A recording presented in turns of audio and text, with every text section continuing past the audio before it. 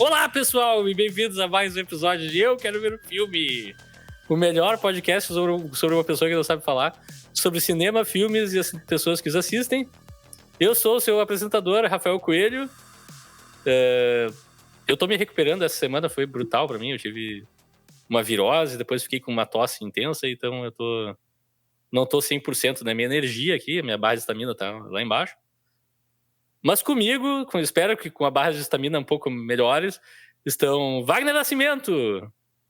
Olá, boa noite a todos e todas e todos. E Bibiana Link. Boa noite, pessoal, tudo bem? E Alexandre Rossi. Bom dia, boa tarde, boa noite, ouvintes do Eu Quero Ver o Filme, a comunidade mais gananciosa do mundo. Nossa, mas assim? Ô, Alexandre, tu quer afastar as poucas pessoas que nos ouvem, é isso? Pois é.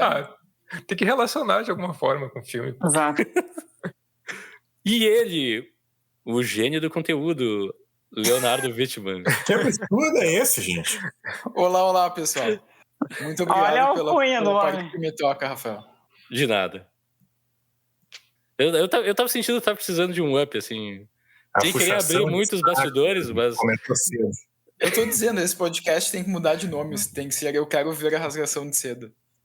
Meu Deus, não. Definitivamente. Né? Pô, eu vou dar uma moral pro cara e ele me retribui dessa maneira. Não, viu só? Só tô fazendo um comentário geral, porque isso acontece... Olha pra minha cara. Beijar a careca do Leonardo, né? Não, isso acontece... Beijando a careca do Leonardo, o nome do podcast. A inveja é uma coisa muito triste, né? Inveja. Vamos manter as implicâncias fora. Aqui é um podcast profissional, sério. Trabalho sério. Isso aí. Com compostura. Nós estamos aqui hoje para falar do filme depende de onde tu mora. Esse filme ou é de 2001 ou é de 2003. De 2002 ele nunca vai ser. De 2002 ele nunca vai ser. No Japão ele saiu em 2001. E daí eu presumo que eles demoraram 2 anos para fazer a dublagem, sei lá porque no resto do mundo ele sai em 2003. Ou talvez fez... HBO Max para 2004. Viu? É uma confusão. Tá, eu juro que eu li online que ele é de 2001, no Japão. Eu também. Então eu tô indo com isso, com essa informação. Aliás, HBO não, na Netflix, tem na Netflix. Na Netflix. Uhum. E ele foi indicado ao Oscar, ou ganhou o Oscar, não lembro agora. Acho que ganhou. Ganhou, né? Ganhou. Inclusive, eu acho que ele é o único, até agora, talvez o único em língua inglesa. Isso.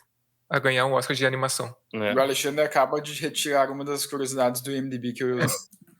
Desculpa. Só vamos ter 2 agora. Não, eu tenho 20 aqui se precisar, não tem problema. Ah, tá. Eu aviso agora que nós vamos falar do filme inteiro, vamos fazer spoilers. Se tu não viu A Viagem de Chihiro, vai lá e assiste, tá no Netflix. É de fácil acesso. Não, é no Netflix só, né, que tá. Acho que é só na Netflix. A Netflix eu sei que licenciou todos os filmes do Miyazaki, então... eles tinham que ter uma playlist lá, tu dá play e só ficar vendo, porque é só coisa boa. E como eu falei, o filme é dirigido pelo Hayao Miyazaki, o gênio por trás de Meu Amigo Totoro, um dos meus filmes favoritos de todos os tempos. Da Princesa Mononoke, uma animação que é super respeitada, eu nunca vi, curiosamente. E o Castelo Animado, que também é um filme incrível. E A Viagem de Chihiro, e Ponyo, e mais um monte de coisa. Ele é literalmente um gênio. E a história é a seguinte. Chihiro, uma garota corajosa e cheia de energia, se vê em uma grande encrenca quando seus pais resolvem fazer uma parada em um parque abandonado durante uma mudança. Sem aviso prévio, ela é transportada para um mundo mágico habitado por espíritos e criaturas estranhas. Determinada a salvar seus pais, que foram transformados em porcos, Chihiro embarca em uma jornada de autoconhecimento e amadurecimento. No mundo dos espíritos, Chihiro encontra um banho público gigante e uma cidade movimentada habitada por seres folclóricos. Ela é contratada por uma bruxa rabugenta chamada Yubaba para trabalhar em seu spa para espíritos, escravizando-a através de roubar o seu nome com um contrato lá que ela faz a Chihiro assinar e renomeando a Chihiro de Sen. Com a ajuda de um espírito chamado Haku, que se torna seu aliado e amigo, Sen/Chihiro precisa aprender a enfrentar os desafios que surgem à sua frente. Enquanto trabalha no spa, Sen/Chihiro encontra criaturas peculiares e se depara com desafios cada vez maiores, assim como dar banho num bicho de barro lá, todo sujo, que é genial. Ela precisa lidar com a voracidade dos clientes famintos, a ganância de Yubaba e até mesmo salvar Haku de uma maldição perigosa. Ao longo dessa jornada, Chihiro descobre sua força interior e aprende o valor da coragem, empatia e determinação. Com o apoio de seus novos amigos, incluindo um espírito chamado Lin e um radicante no-face, ou sem rosto, Chihiro enfrenta Yubaba em um confronto final, desvendando segredos e desvendando mistérios. Ao superar seus medos e desafios, ela consegue libertar seus pais e encontrar o caminho de volta para o mundo humano. Que amor. Uhum. Que lindo esse Bem, nome. muito bem. Eu deixei de fora um monte de coisa particular que acontece no filme. Mas é que pra mim, assim, eu vou já me desculpar, já começo pedindo desculpas. Pra mim, esse filme é um filme de vibes, mais do que um filme de história. Apesar de que eu acho que ele conta uma boa história. O clima que ele cria e a sensação... Tipo, tem cenas com a Chihiro e a Lin comendo ali num terraço na frente de um oceano que é criado depois de um alagamento. Que pra mim, tipo, são coisas que ficam pra mim pra sempre. Eu lembro demais, assim. Então eu queria saber de vocês, qual é a relação de vocês. Não... Aliás, desculpa, eu esqueci parte do... Voltando. A introdução, esse era o filme ganhador da escolha do público. E agora a gente tem que revelar quem foram as pessoas que escolheram o filme para editar na enquete. Quem escolheu pode se acusar agora, eu vou me retirar do spotlight. Eu acho que a gente podia revelar tudo, né? Porque o público não sabe as escolhas, né? Não sei se... De como a enquete foi formada, né? A gente não revelou isso. Acho que não. Da última vez eu não lembro se a gente falou. Inclusive. Não, a gente disse que a gente ia colocar a enquete no ar e tal. Mas eu não lembro de ter revelado. Mas então, a viagem de Chihiro foi eu e a Bi. Sim. Que a gente, na verdade, tinha visto esse filme há pouco tempo, né? Daí a gente entrou em um consenso aqui. E eu achei... Cara, da minha parte, eu achei esse filme bem intrigante, assim. Foi um filme que eu queria saber a opinião de vocês, sabe? Que eu queria... Porque eu acho que ele é um filme muito alegórico, assim. Ele tem muitas alegorias, né? Sim. E eu não sei se eu consegui... Quer dizer, não sei. Eu tenho certeza que eu não consegui ler todas. Tipo, que eu não consegui decodificar tudo que o filme passa. Tem muita coisa que é própria da cultura japonesa, assim, que pra mim... Exato. Eu sei que existe, eu sei que se relaciona com algo, mas eu não sei o que, porque eu não sou da cultura. Sim. Pois é.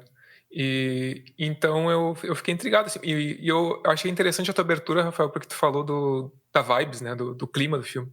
Porque eu achei que o mundo mágico é tão interessante, mas não necessariamente pela história que está sendo contada, que também é muito legal, o que ele está falando ali, né? Depois a gente vai entrar mais nas mensagens do filme. Mas também por esse mundo, por todo o fascínio desses personagens diferentes e esse mundo que ela aparece ali, a gente não sabe como, e daqui a pouco as coisas começam a acontecer uma atrás da outra. E aí, sei lá, eu achei que valia um episódio, assim, eu achei que valia ver as impressões de vocês também. Né? Esse filme eu não tinha visto há pouco tempo, como o Shane tinha falado, mas é um filme que eu tinha muita curiosidade, porque eu sempre ouvi falar muito bem do diretor Miyazaki, né? E falar muito bem desse filme também. Eu fiquei bastante curiosa. E foi isso, sabe? Quando eu assisti, eu também. Eu, obviamente, entendi algumas coisas, mas outras, por serem muito da cultura japonesa, eu não entendi, eu não saquei, mas eu justamente queria ver isso, até porque eu não sou entendida da cultura japonesa.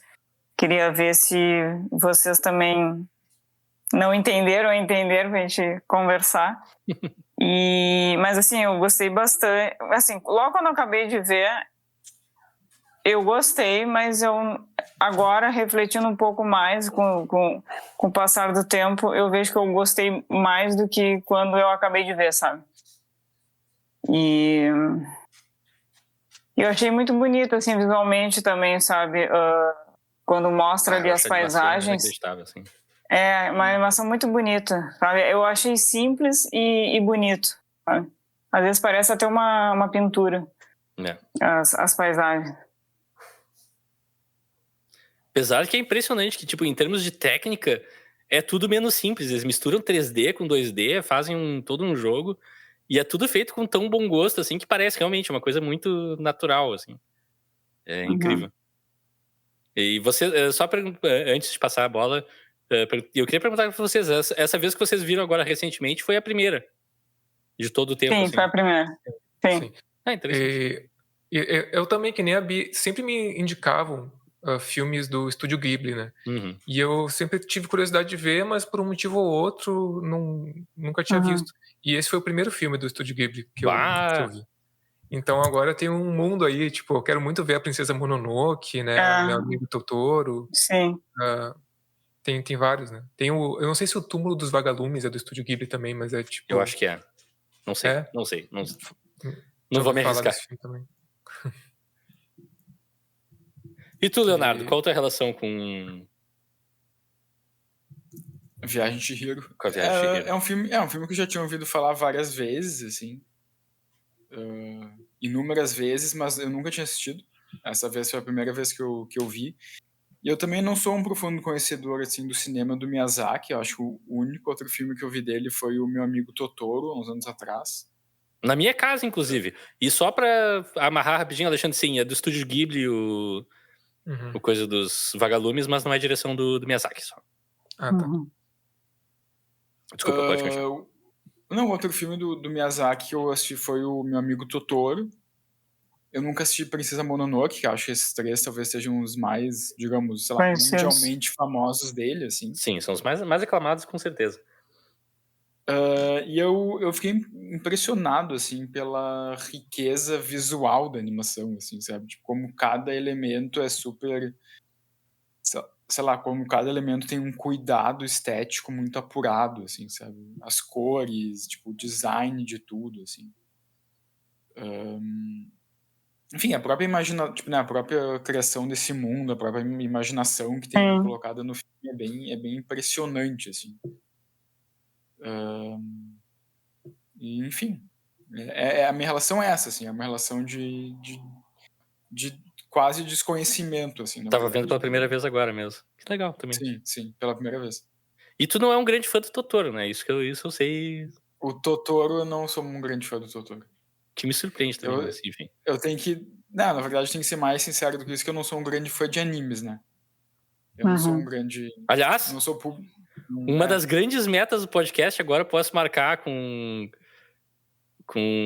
grande vitória, que era fazer o Leonardo assistir algum anime.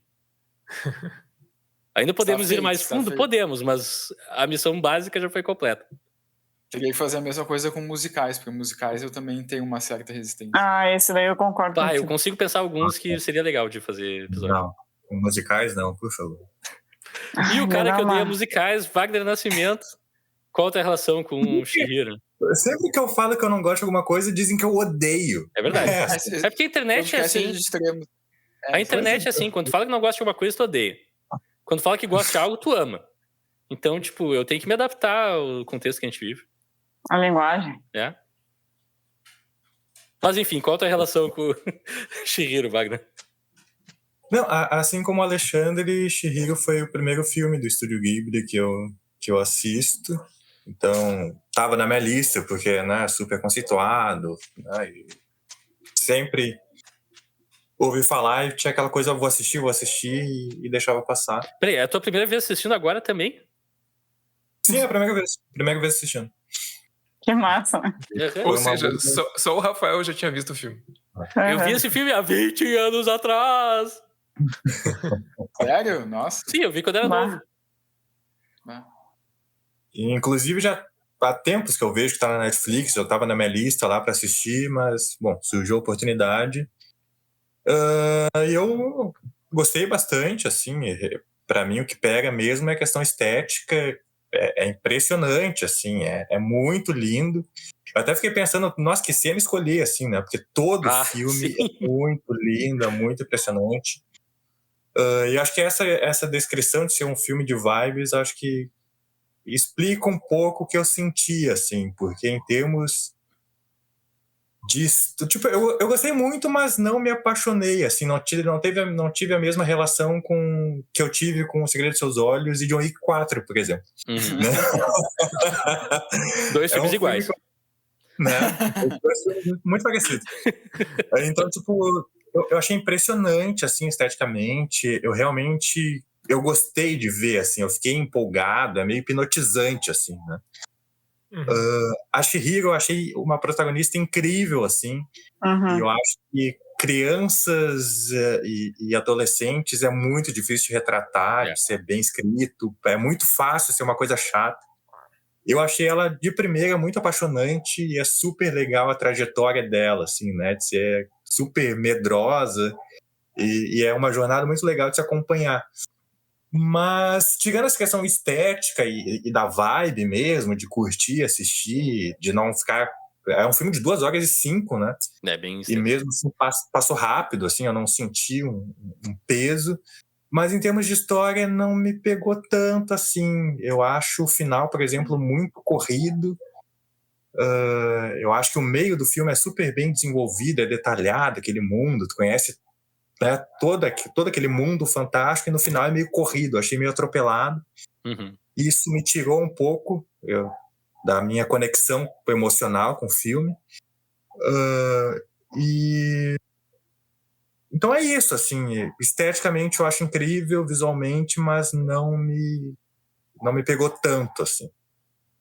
Ainda assim é incrível, é um baita filme. Eu acho válido. E antes da gente entrar na discussão... não, desculpa. Eu vou falar a minha parte agora. E eu vou anunciar que eu vou falar a minha parte para parecer mais importante. Não, tô brincando. Eu vi esse filme há 20 anos atrás. Não exatamente 20 anos, acho que ele saiu... Eu tava bem na época que eu tava trabalhando na Espaço Vídeo. Acho que foi quando esse filme saiu em VHS ainda. Eu não tinha Blu-ray ainda em 2000 e pouquinhos. Foi logo em seguida eu consegui o meu primeiro Blu-ray. Então eu peguei o VHS e levei pra casa sem pagar, porque eu era um funcionário. E assisti, assim, e foi um momento que, pra mim, sinceramente, transformou minha vida, basicamente. Porque me abriu os olhos pra todo um tipo de filme que eu não tinha conhecimento também. Foi o primeiro filme do Estúdio Ghibli que eu vi, primeiro filme do Miyazaki que eu vi. Primeiro longa anime de animação que não foi Cavaleiros do Zodíaco ou Dragon Ball também que eu vi. Que aborda um tema mais adulto, que tem uma narrativa que não se conecta necessariamente com uma série, que precisa saber os personagens, nem nada assim. E foi, pra mim foi muito mágico, assim. É difícil de descrever o impacto que teve. Eu rapidamente assisti outros filmes do Estúdio Ghibli, não todos, infelizmente. Eu quero consertar isso ainda, mas...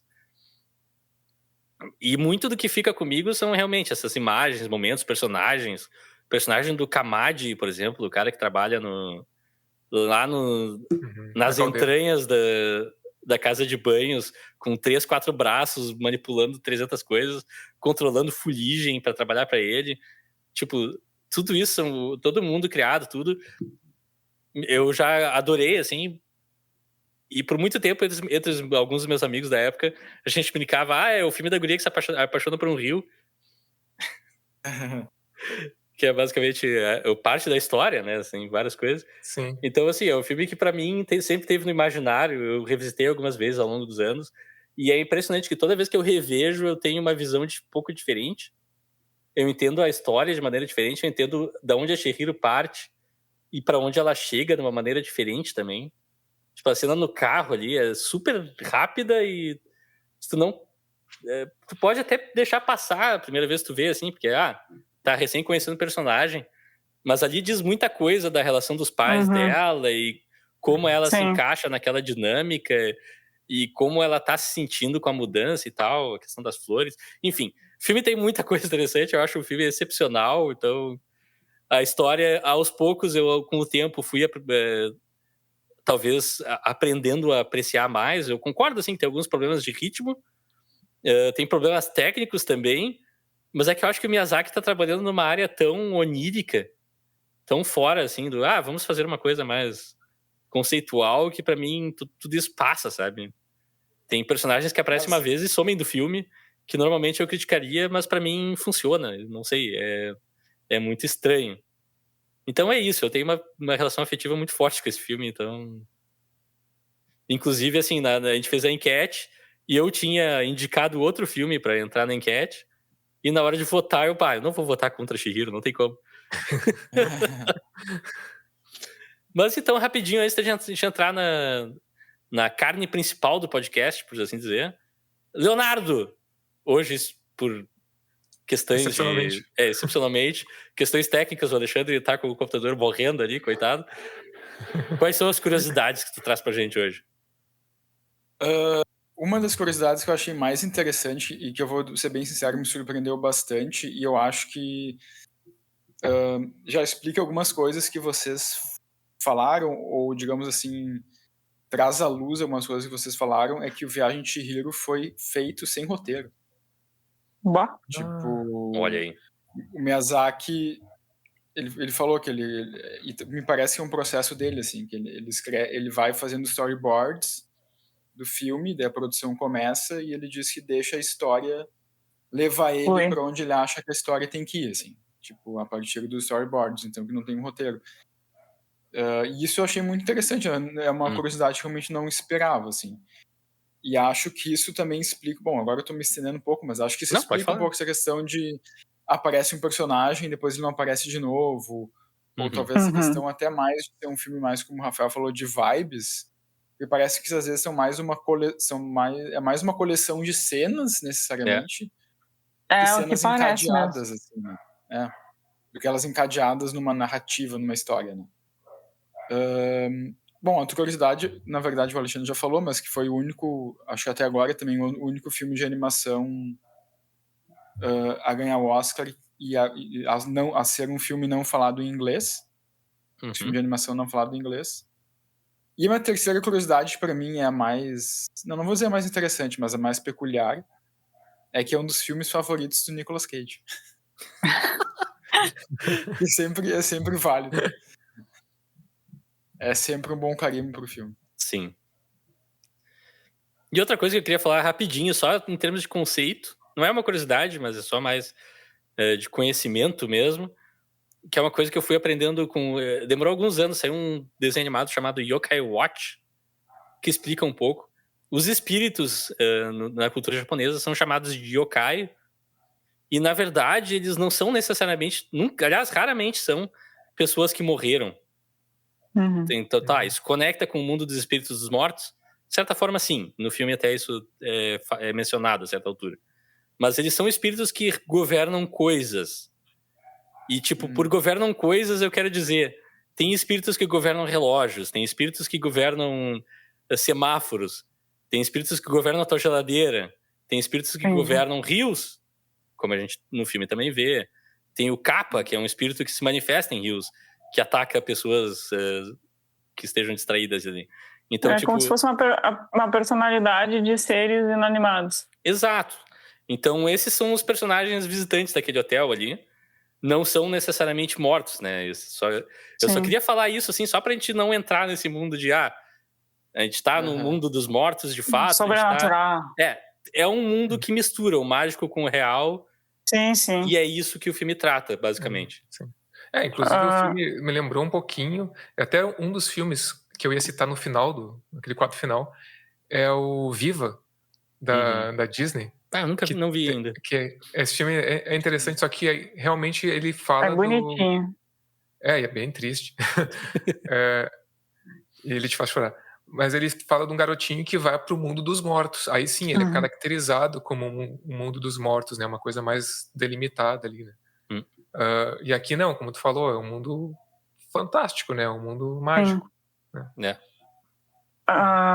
Puxando o gancho ali da curiosidade que o Leonardo trouxe de não ter roteiro, dele ir seguindo assim conforme a coisa tá indo, e o que o Rafael também falou sobre aquela introdução do filme, né, quando a Chihiro ainda tá ali com os pais no carro. Eu acho que mesmo não tendo ali um roteiro, consegue estabelecer bem, principalmente ali quando tá já te dá mais ou menos o caminho, né, quando tá ali com os pais, de que né, o fio condutor ali é uma questão de amadurecimento, né, de crescimento, dessa fase de transição que ela está passando. Exato. Né, Eu acho isso... Sim, acho muito âmago da história. Porque tu pensa assim, é um detalhe ali, né, uma conversa, né, tu pensa assim, não deve ter nada além disso, só estamos conversando sobre tal coisa. E caracterizado ali pela mudança de escola e tudo mais. De cidade também, ela tá indo para um interior. Tem tudo isso. E assim, toda a jornada dela naquele mundo fantástico, eu acho que é isso, sabe? A gente tem que passar, né, por alguns rituais, assim, né, que marcam ali a tua mudança, o teu amadurecimento. Em bom português, tem que passar por uns perrengues para aprender. Exato, infelizmente. Mas, cara, só para introduzir também, além dessa questão do amadurecimento, da mudança, né, E ela, é interessante que tu falou, Rafael, daquela cena inicial do carro, que é bem importante mesmo. Ela se mostra insegura em relação à mudança. Medrosa. Ela teme, ela fala, eu gostava da minha escola antiga. Ela resiste ali à mudança, né? Exato. Então eu acho que o filme mostra, esse mundo mágico também é uma representação dos medos dela, né? Do temor que ela tá tendo naquele momento de uma grande mudança na vida dela. Além disso, eu acho que tem uma outra leitura que também é bem, não sei, pra mim é bem presente no filme. Quero ver pra onde tu vai, porque eu já tinha uma outra coisa pra falar agora. Eu também. Que é mega spoilers, mas vambora. Pra mim é uma crítica social ali, é uma crítica ao capitalismo no filme. Total. Eu acho que tem isso, com certeza. Tem uma crítica ali, tipo... Pra viver nesse mundo, tu precisa trabalhar, pra trabalhar precisa falar com a classe de cima... A primeira coisa que ela chega lá, como é que é o nome do personagem que é o Rio? Que depois ele é revelado que ele é o Rio. Eu esqueci o nome dele.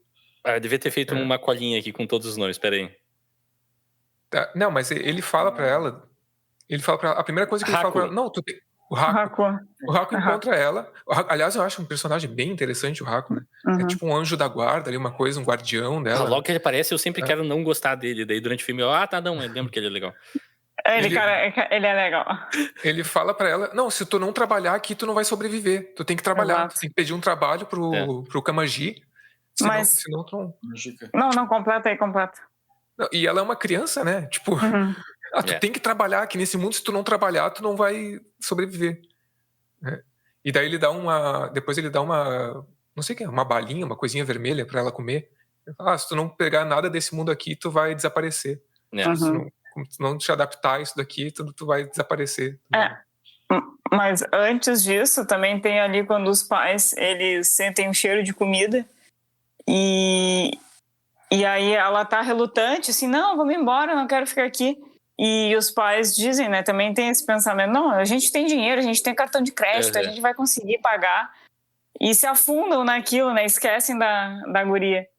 Mas a comida era boa, eu viraria um porco também, azar. Comida boa ali de graça, só... Não é de graça. Não é de graça. Depois a gente fica sabendo que eles estão roubando a comida dos espíritos. É verdade.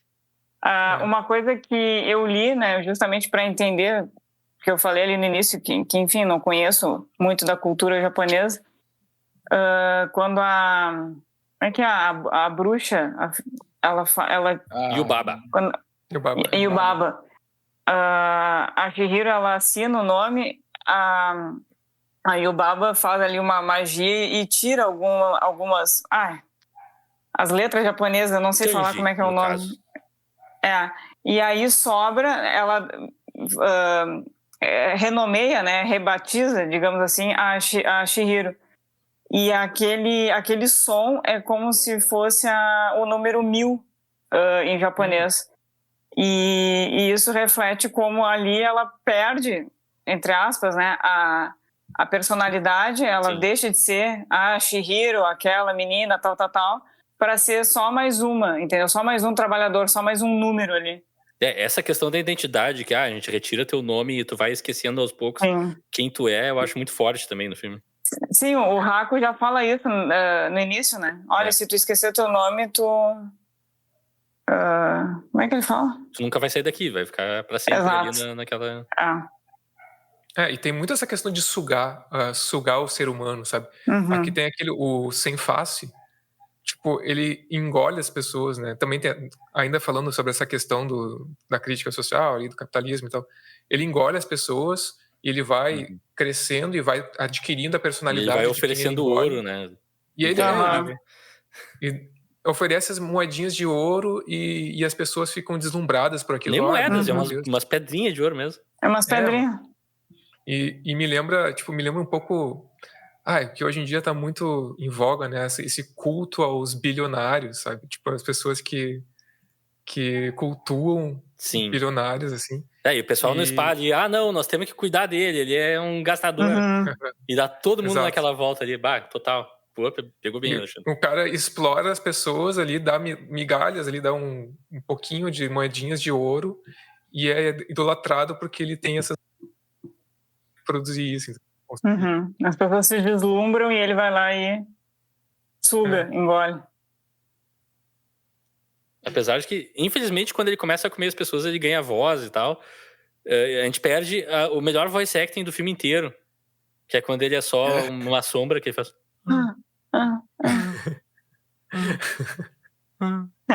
É muito bom. Nem gosto. Mas uma coisa que eu queria falar daí é mega spoilers, tá? A gente já avisou. Se tu tá ouvindo até agora e vai reclamar de spoilers, a responsabilidade é tua. Que também é um filme que trata de uma guria que tá se recuperando de um trauma. Apesar de tudo isso, ela praticamente se afogou-se e foi resgatada de um rio de alguma maneira. Pela história, é o Haku, que é o espírito daquele rio, ele é um dragão também, que salva ela do afogamento. E seria isso também um contexto de como ela chega até o começo do filme, né? Uhum. Tipo, é uma guria que ela não tá lidando bem com isso, e os pais estão tentando fazer alguma coisa pra mudar de ares, pra tentar, sei lá, vamos ver o que a gente... Provavelmente lidando com depressão. Tudo isso eu tô já colocando no filme.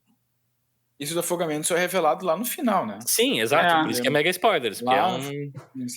Que pra mim, tu tá vendo o filme numa vibe e quando isso acontece, pra mim, recontextualiza tudo. Assim. Uhum. Eu vou dizer que essa parte do afogamento não me chamou... Não digo que não chamou tanta atenção, mas eu não me liguei tanto nisso como algo essencial para o filme, eu vou te dizer, assim, tipo... Porque como veio mais pro final, eu não... Sei lá, pra mim, pelo menos, eu não sei se isso era assim... Se isso, digamos, adicionou mais uma camada pro filme, pelo menos pra mim. Não sei se acabou sendo tão relevante assim, sabe? Pra mim, só pra ela ter essa jornada pra um outro mundo, entrar naquele parque de diversões abandonado e ter essa jornada, pra mim já era o suficiente, assim, sem ter essa explicação no final, que eu confesso que eu fiquei um pouco... Passou meio batido pra mim. Mas é que tá, pra mim não é uma explicação, pra mim é uma complicação de personagem. Pra mim, torna ela uma personagem ainda mais interessante e profunda, assim, tipo, isso na verdade, também é uma maneira dela lidar com a situação. Acho que reforça a insegurança dela. Reforça o trauma e também serve pra estreitar mais os laços entre ela e o personagem. O Haku. Que eu acho bonito ali, tipo, ela pergunta pra ele, a gente vai se ver de novo? Ele diz, sim, a gente vai se ver de novo. Tipo, mas fica meio que subentendido que ele vai estar ali porque ele é o rio que salvou ela, que ele é tipo um guardião pra ela, né? Apesar de que o rio foi tapado, construído em si, né? Nem existe mais, né? Mas de certa forma tem fica uma aura de que ele é um protetor dela. Sim. Sim. Porque ele acolhe ela quando ela chega no mundo e ele que se despede dela quando ela vai embora e diz que vai estar com ela, sabe? Que eles vão se ver de novo. Mas por outro lado, ela também serve como uma protetora dele, né? Porque ela salva a vida dele quando ele tá como um dragão e tá todo espancado e sangrando, tipo... Ele tá sendo atacado por maldições, dezenas de maldições. Que, aliás, é uma coisa que o Leonardo falou no começo do episódio que eu concordo. Não, acho que foi o Wagner que falou. Foi o Wagner, eu concordo também. Foi muito rápido, né? Que o final é rápido, porque eu acho que esse conflito dela salvar o Haku, ele demora um pouco para ser introduzido, né? E daí, quando vai para essa jornada do final dela salvá-lo e tal, eu acho um pouco acelerado também, realmente. Eu também. Por isso essa justamente- impressão do Leonardo.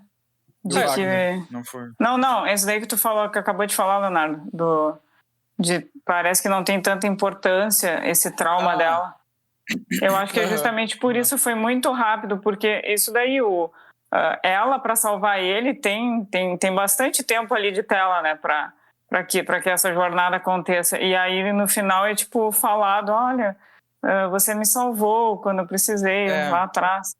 Eu também achei um pouco corrida essa parte. Eu não gosto de concordar em público com o Leonardo, mas esse trecho embora eu acho lindo esse trecho, né, da revelação de que o Haku é o Rio e tal, eu também achei muito, muito jogado, assim. A impressão que eu tive com o final do filme é que parece que a pessoa está escrevendo ali super empolgada e desenvolvendo, e ela lembra que tem um limite de páginas, e aí, não, tem que acabar o filme. Porque eu acho muito jogado, a própria questão da irmã gêmea da Yubaba, tipo, é meio que tinha ali no final e é muito rápido.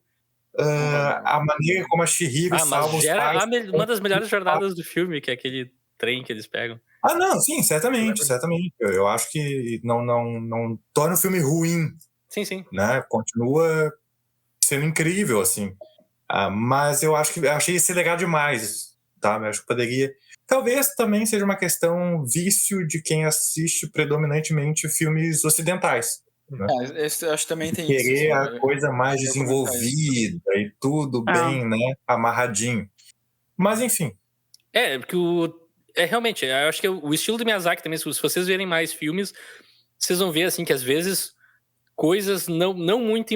Não quer dizer não importantes. Tudo que ele faz para os filmes costuma ser importante para a história, de alguma maneira, mas tem aspectos cruciais, às vezes, que ele só pincela. Uhum. E é tipo aquela pincelada até meio desleixada, de alguma maneira, que o artista dá, e que tu olha no quadro e tu, se encaixa, sabe? E eu acho que muitas dessas coisas a gente tem que sentar com elas. Tipo, essa coisa do Haku ser o Rio, inclusive, por isso que eu falei no começo que eu e os meus amigos da época meio que virou uma chacota nossa com o filme, assim, foi uma coisa que, pra mim, na primeira vez que eu vi, não me desceu. Eu demorei um tempo, assim, pra começar a entender, que aspecto isso pode ter de importante pra história. Então, tipo, o filme também faz essa coisa de jogar algumas coisas, assim, e se isso funciona ou não, acho que ele deixa a critério do espectador, assim. Uhum. Não, mas eu acho que também tem uma coisa que o Wagner falou da gente sem querer soar como um cara acostumado... só defendendo o filme, mas é só pra... Não, pode defender, pode defender. Eu ia dizer que eu acho que uma coisa que eu pensei é que, justamente o que o Wagner falou, que talvez a gente esteja acostumado a um outro tipo de linguagem, e foi um dos motivos pelos quais eu também pensei nesse filme para sugerir aqui pro podcast, foi porque eu saí dele com a impressão de que, cara, eu fiquei tão fascinado, tão intrigado por esse filme, mas eu não sei direito por quê, sabe? Eu não entendi direito por que esse filme me pegou, assim, por quê? Porque pela minha leitura tradicional que eu faço dos filmes, não foi. Porque tem umas questões de roteiro que são diferentes do que eu tô acostumado, essa questão de ser mais corrido no final e tal, de ter muitas alegorias que talvez nem todas façam sentido para mim, mas mesmo assim ele me deixou deslumbrado, e eu acho que é pela questão estética, pela um tipo de relação diferente que eu tive com o filme, entendeu? E isso me impressionou bastante, assim. Mesmo que Vale lembrar que a gente tá acostumado. Vale lembrar que pra gente todos esses monstros folclóricos que aparecem são novidade, e para um japonês vendo é que nem ver os Vingadores, assim, ok, tu sabe quem são, tu ouviu falar a tua vida inteira. A relação foi ótima. Eu acho que tu rebaixou a cultura japonesa. Não é essa a intenção, é só pra traduzir pra... Não, na verdade tá nos rebaixando, né? Tipo, a nossa referência aos Vingadores. Eu pensei em coisas folclóricas que estão no... Quem é que sabe a mula sem cabeça hoje em dia? Eu não sei o que significa, por exemplo. Que seria, se o filme fosse feito em Rio Grande do Sul, a mula sem cabeça seria um dos hóspedes do hotel. E o Haku se chamaria Guaíba. Não, seria... Explicaria bastante trauma, né? De quase se afogar no Guaíba, né? Seria o trauma. Ou o arroio de dilúvio, não sei... Ai, coitadinho. Não, o arroio de dilúvio seria o que vai tomar banho lá no meio do filme. Ai, vai morrer que tá todo de cara. poluído. Tem morrer de um infecção aspecto generalizada. ecologista do filme também. Tem essa crítica ambiental aí, que eu achei Que interessante. chega o também. monstro todo embarrado, toma banho fedorento. Aham. O Deus Fedorento, um dos melhores personagens do filme, na minha opinião. Eu concordo plenamente. Eles- Deus Fedorento. Ela vê uma coisa espetada no Deus Fedorento, começa a puxar, e daí todo mundo começa a ajudar e amarrar cordas e tal. E vão puxando e começa a vir um monte de dejeto e lixo, que é a poluição dos rios, né? A gente descobre depois Sim. que o que tá por baixo de toda a poluição é um dragão de rio que sai voando, feliz da vida. Que é um dos momentos mais fascinantes do filme pra mim, assim. E eu também queria já puxar a relação da Chihiro com a Lin, que é uma personagem que começa assim, super irritada, tá no limite da paciência o tempo inteiro, todo mundo puxando ela por tudo que é lado. E ao longo do filme ela vai ficando cada vez mais afável com a Chihiro, assim, eu acho. A relação das duas eu acho muito legal. A Lin é aquela personagem que ela conhece A outra Kamajika. faz tudo ali Kamajika? que... Isso, Aquela que tá comendo com ela, olhando exato, A outra Ah, faz sim. tudo ali que meio que acolhe a Chihiro como uma aprendiz. o rio. Sim, barra- ela tá bem estressada, tadinha no início. No começo ela não tem paciência nenhuma com a Chihiro. Por que você tá de sapato? Não precisa de sapato aqui. É muito bom. O capitalismo faz isso com as pessoas. É verdade. Não, mas Sapatos. aquela cena que tu falou, Rafael, eu acho que é uma das mais marcantes também. Eu tinha pensado nela, uma Uhum. das minhas favoritas, assim, delas juntas. Né? E é aquela coisa, né? Eu assisti esse filme várias vezes, a cena fica na minha mente e eu não lembro exatamente do que elas estão falando. Eu lembro de toda a vibe, todo momento, todo o negócio, mas o texto em si é quase que supérfluo, assim. Queria saber de vocês se alguém me ajuda nisso. Não me lembro também sobre o que elas estão falando. Pois é. Interessante, né? Também. É isso, tipo, ele é muito mais visual esse filme. Às vezes eu tipo. A gente bate um esqueço pouco de algumas nessa coisas coisa de... narrativas. A gente bate um pouco nessa coisa de como falar desse filme. Porque, tipo, 5 pessoas aqui viram e 5 pessoas aqui vão ter 5 visões diferentes, que eu acho genial. Daí, não sei, o que torna o meu trabalho de host um pouquinho complicado, Não, porque eu não sei lembrei por de onde uma puxar, coisa. assim. Então, puxem coisas que vocês... Eu acho que... Não, vai lá, Bibi, vai lá. Não, eu lembrei de uma coisa assim que já foi falado, mas tem, eu acho que um complemento. Além dessa crítica ao capitalismo, né, enfim, dessa abertura enorme, enfim, que o Japão deu ao Ocidente, não quer dizer que eles estão, enfim, né, o diretor ele queira sacralizar ali a cultura japonesa, porque tem esse negócio bem característico deles, que são essas casas de banho. E lá também rola umas coisas erradas, né? Essa bajulação com as pessoas mais ricas, eu acho que é ali representado pelo sem rosto, Sim. né? Opa, meu dedo na câmera. Que é só tu apresentar ali dinheiro que as pessoas ficam babando por ti, correndo atrás. E também Puxa, agora me fugiu Tem um bebê gigante. não, a Yubaba também é extremamente... A gente tem que falar do bebê gigante. Desculpa, Sim. mas continua, Bibi. A Yubaba também é extremamente gananciosa, né? Sim. Sim, ela passa o tempo dela olhando pedras preciosas e... Exato. É muito bom. Então, A Yubaba é a melhor personagem, porque todas as cenas dela são hilárias. Ela é muito engraçada. Ela se transformando em um corvo engraçado. gigante, eu acho espetacular. Uhum. A primeira e ela cena tem que um aparece, ela mimimi tá que é um voando. corvo. Desculpa, eu me empolgo. A primeira cena que ela aparece, ela tá voando, cara. Tipo Sim. tipo um pássaro, né? Tipo, sim. Não, corpo. E ela só amarra um chale no rosto, assim, e bum, de repente é um pássaro. Cara, e tem uma coisa também, assim, ó, que por muitas vezes, não sei se isso provocou em vocês, mas várias vezes, assim, no filme, parece que vai dar uma merda muito grande, sabe?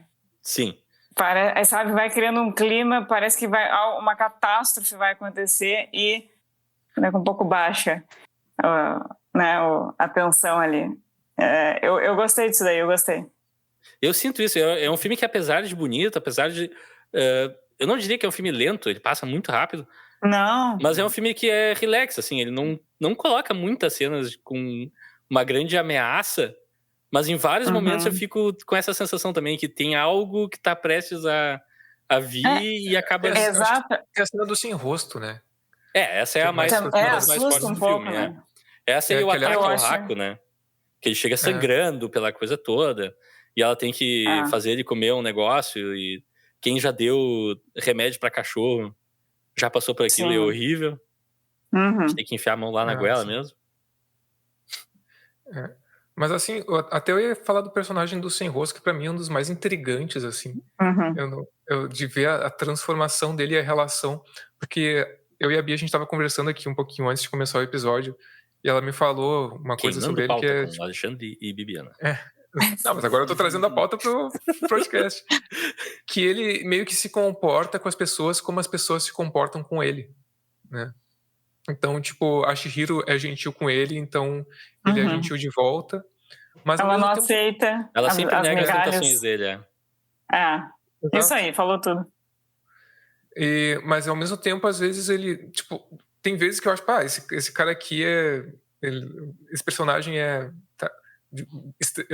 simplificando bastante. Ele é bom ou ele é ruim? Ele é, tipo, o que ele é? O que esse personagem é? Porque depois no final ele fica parceiro dela, Ele né? vira um sidekick e a irmã da Yubaba adota ele e assim, deu. E é isso. E, tipo, essa adota, transição pra mim, onde é que fica essa transição? Sabe? Oi? Então pra mim é um personagem muito difícil de decodificar ali, sabe? Desculpa, a Zeniba, que é a irmã da Yubaba. Sim. Que é a melhor vó do mundo, fazendo coisas de roupa com... e daí tem muitas coisas que a gente tem que falar do bebê gigante que vira um rato. Sério, o que é aquele bebê gigante? É muito bom. É muito bom que depois ele não quer virar de volta. Aquele bebê gigante é... Nossa. E toda vez que eu vejo, eu fico pensando É horroroso. que esse filme é um filme diferente. E quando a primeira vez que a Chihiro encontra a Yubaba, ela tá falando, eu posso te botar no pior emprego do mundo. E eu sempre penso, ia ser babado o bebê gigante. Não, e o bebê, ele tá soterrado muitas vezes, tu não entende por quê, né? Tipo, ele tá embaixo de um monte de travesseiros, de um monte de coisa. É uma coisa horrorosa. Aquela cena que a Chihiro se esconde no meio das almofadas e ele tá lá. Você vai brincar comigo, eu vou quebrar o seu bracinho. Ai, gente, que agonia. Que pequeno psicopata, eu vou quebrar seu bracinho. Mas também é muito interessante, né? Porque é a representação de uma criança hiperprotegida que não pode sair de casa, não pode fazer nada. E daí, tipo, quando chega alguém ali, eu vou te destruir ou tu brinca comigo. Eu acho também muito interessante. E quando ele é transformado num rato, aquilo é liberdade pra ele. Ele não quer voltar a ser o bebê gigante. Sim, e eu acho tanto muito que ele fascinante esse momento. Ele chega lá na Zeniba e a Zeniba diz, não, esse feitiço aqui já foi quebrado há muito tempo, pode voltar. Não quero. E fala da bajulação ali também, né? Porque ele é o personagem mais... Ele e o Sem Rosto são os mais bajulados. Assim, ai, meu Deus, fazer alguma coisa com eles. Né? Tanto que ele percebe isso e ele ameaça, ele usa isso pra ameaçar, tipo, depois... E aí o Baba também, ela bajula os clientes também. Sim, total. E ele fala, não, se tu não fizer o que eu quiser, o que eu quero, eu vou chorar. Se tu não fizer o que eu quero, eu não vou mais gostar de ti. Sabe? No final ele usa isso pra ajudar a Chihiro, né? É verdade. Que é legal, mas... E o pobre do Mas bichinho que vira o pássaro que vira uma mosquinha que mal consegue voar segurando o rato também. É muito bom. As coisas visuais desse filme são incríveis. Eu preciso falar aqui da fuligem, que eles ficam levando pedaços de carvão de um lado pro outro, pra dentro de uma fornalha debaixo da... sim, os bichinhos. Que a animação é muito boa. E daí a Chihiro, sem querer, larga uma... Eu não lembro se ela pisa em cima... Não, ela larga um carvão em cima de uma, né? E que é esmagada.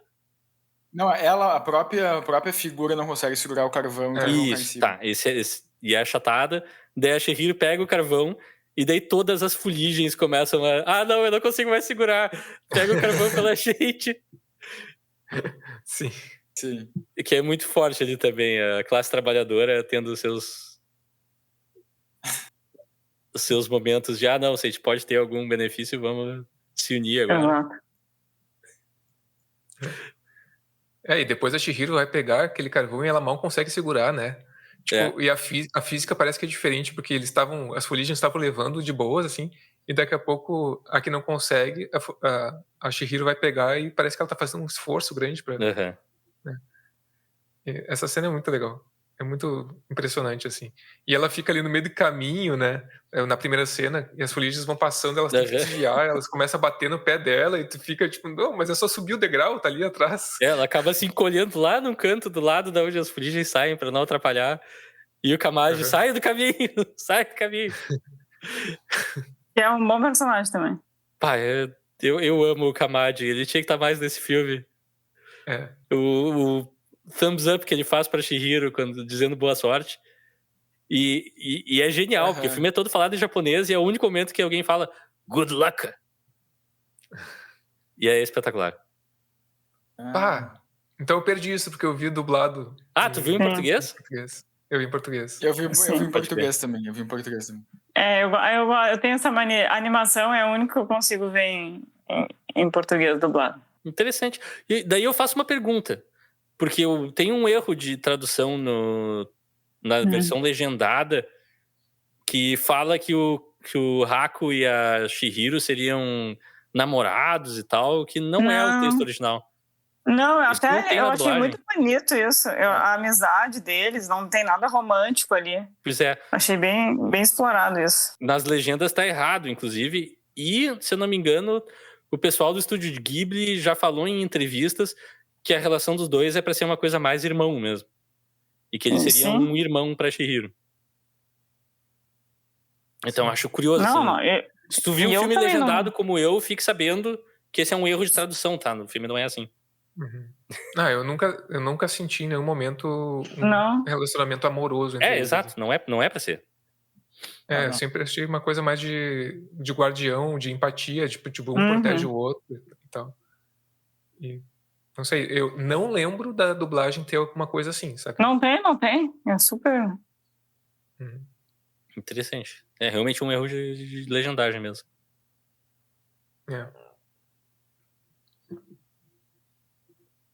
E pra onde a gente pode ir agora? Eu acho difícil, eu tô aqui pensando, eu acho muito difícil falar sobre esse filme, assim, porque textualmente, porque ele é eminentemente visual, né? É um pouco como falar de filmes que tem muita cena de ação. O texto eu acho meio não qualquer coisa muito forte. Não, mas vamos pegar a parte da minha seara, vamos dizer assim, da crítica social. Beleza. Se for pegar a crítica ao capitalismo, é bem bobo, né? Capitalistas são malvados. Mas o que pega mesmo é como ele incorpora isso à cultura japonesa e como expressa isso visualmente, né? Aquela parte deles bajulando lá o sem rosto é muito divertida, muito engraçado, ao mesmo tempo é bizarro. Sim, né? E ele comendo as pessoas inteiras, assim. Então isso... E ficando cada vez mais gordo. Ao mesmo tempo é uma crítica óbvia, através da expressão visual fica um negócio, né? Que não se vê em filmes ocidentais. A crítica ambiental também é super inteligente, mas é difícil, né? Tu falar sobre uma obra assim. Então eu fico meio... É que eu acho eu realmente eu concordo com o Wagner, porque eu acho, claro, o filme trata vários assuntos, assim, mas acho ele... E eu não considero isso um demérito, tá? Não, em absoluto. Também não. Ele, não. Ele trata vários assuntos de uma maneira bem explícita, assim, sabe? Bem óbvia, eu diria. Mas eu não coloco isso como um demérito. Tu entende? Tá ok, ele tá falando sobre capitalismo, tá falando sobre ecologia, ele tá falando sobre, enfim. Sim. Tá falando sobre passagem da infância para a adolescência, o que quer que seja. Isso tá bem claro, né? Então, isso na verdade não é... Eu concordo com o Wagner, assim, acho que isso não é necessariamente algo que tu precisa, digamos, fazer muito esforço para entender. Sim. Porque tá posto dessa maneira bem explícita, assim. Mas eu acho que é mais... que é um filme muito que tu... É um filme tão visual, mas ao mesmo tempo um filme tão peculiar, assim. É um filme tão... Até sensorial, né? Também. É? Sensorial, mas é um filme tão... único é uma palavra meio qualquer coisa, assim, meio cafona, mas ele é muito peculiar, então acho que é um filme difícil de tu até de tu abordar de alguma maneira que seja uma maneira muito... Racional. Super analítica. racional, analítica, É. ou tentar compartimentar ali numa coisa só, sabe? Eu acho que esse Eu filme... acho que isso... Não, termina o que tu tá falando, primo, desculpa. Não, e eu acho que um pouco a maneira que eu vejo, eu acho que isso tem muito a ver com a questão dele ter sido um filme feito sem roteiro. Sim. Porque eu acho que ele passa muito isso de ser um filme improvisado no bom sentido, sabe? Sim. Parece que ele é uma improvisação atrás de improvisação, assim. Então, embora as coisas estejam bem conectadas, mas ele é um filme muito improvisado, né? Tu nunca... Sei lá, eu acho que eu assistindo o filme, eu tinha muito essa sensação, que acho que alguém Eu aqui tenho também essa já falou sensação hoje, de que, tipo, eu não tenho ideia para onde o filme tá indo, sabe? Uhum. Eu não tenho ideia o que vai acontecer agora, porque pode acontecer... Sabe, não é como vários filmes norte-americanos, principalmente, que tu começa a assistir e tu Em pensa... 15 minutos tu sabe quem matou quem, o que vai mais ou menos acontecer. ou mesmo quando é um filme bom, tu entende, tá, eu sei... Tu já consegue meio que fazer um recorte do que vai ser o filme, Sim, sabe? sim. Tipo, e não digo isso como um demérito, mas tá, sei lá, tu vê o filme do... Sei lá, o filme do Batman do ano passado. Tu sabe, o recorte é esse, eu sei que pode acontecer isso ou isso. Uhum. Viagem de Chihiro, não. Viagem de Chihiro é um filme que ele é tão aberto e tão improvisado e tão... Sabe, parece que ele foi pincelado diretamente de dentro da mente do Miyazaki, que é uma coisa que eu não sei pra onde isso pode ir agora, sabe? Sim. Sim. Então... Eu queria falar uma coisa é que... difícil falar desse filme. Eu queria falar uma coisa que é extremamente paralela a isso, que esse filme opera muito na linguagem de fábula, né? E como fábula, ele me lembra bastante o Alice no País das Maravilhas, que também é uma história quase sem estrutura, uma sequência de coisas que acontecem. Tem também algumas relações que você pode fazer com o mundo real, que o filme até faz de uma maneira meio forçada, o Alice no País das Maravilhas original. E, tipo, fica meio solto, assim. Eu acho que no caso, pra sorte do Miyazaki, ele se foi mais feliz um pouco nisso. Não quero aqui fazer uma grande crítica ao Alice no País das Maravilhas, que é ótimo. Mas eu acho que o Miyazaki consegue fazer a gente ter a perspectiva de veja como o nosso mundo é caótico e meio ridículo, usando essa recontextualização de uma maneira que eu acho mais feliz que no Alice no País das Maravilhas. Assim. Sim. Mas eu acho que essa é a linguagem mesmo, sabe, do diretor. Eu acho que tem... É isso, tem filmes que são mais pra tu sentir mesmo, pra contemplar e não... como o Leonardo falou, tá tudo muito ali posto e ok que seja assim, porque é muito bem feito, eu acho que é competente. E é pra gente viajar em cima, né? Não é pra... eu acho que não é muito justamente pra racionalizar, sabe? Pra botar em palavras, porque ele já tá ali. E não é que seja uma coisa ruim, o Leonardo tá certo, não é uma coisa ruim, é linguagem, sabe? E talvez, né, se eu olhar mais os filmes orientais, japoneses, ou mesmo do diretor, talvez a gente, né, entenda mais também, assim, sobre as obras audiovisuais ali enfim, né, do Oriente. Porque a gente está muito acostumado com coisas que são daqui e não adianta, se torna muito mais fácil, né, a compreensão e são obras que a gente consegue falar mais, falar melhor. Acho que é isso. E essa imprevisibilidade que o Leonardo gosta é uma das coisas que eu mais gosto, porque se for ver assim, cinema moderno hoje em dia, o que a gente considera um filme bom é porque pega uma estrutura que a gente conhece e 2 ou 3 elementos ele nos surpreende. E a gente sai, isso foi um filme bom.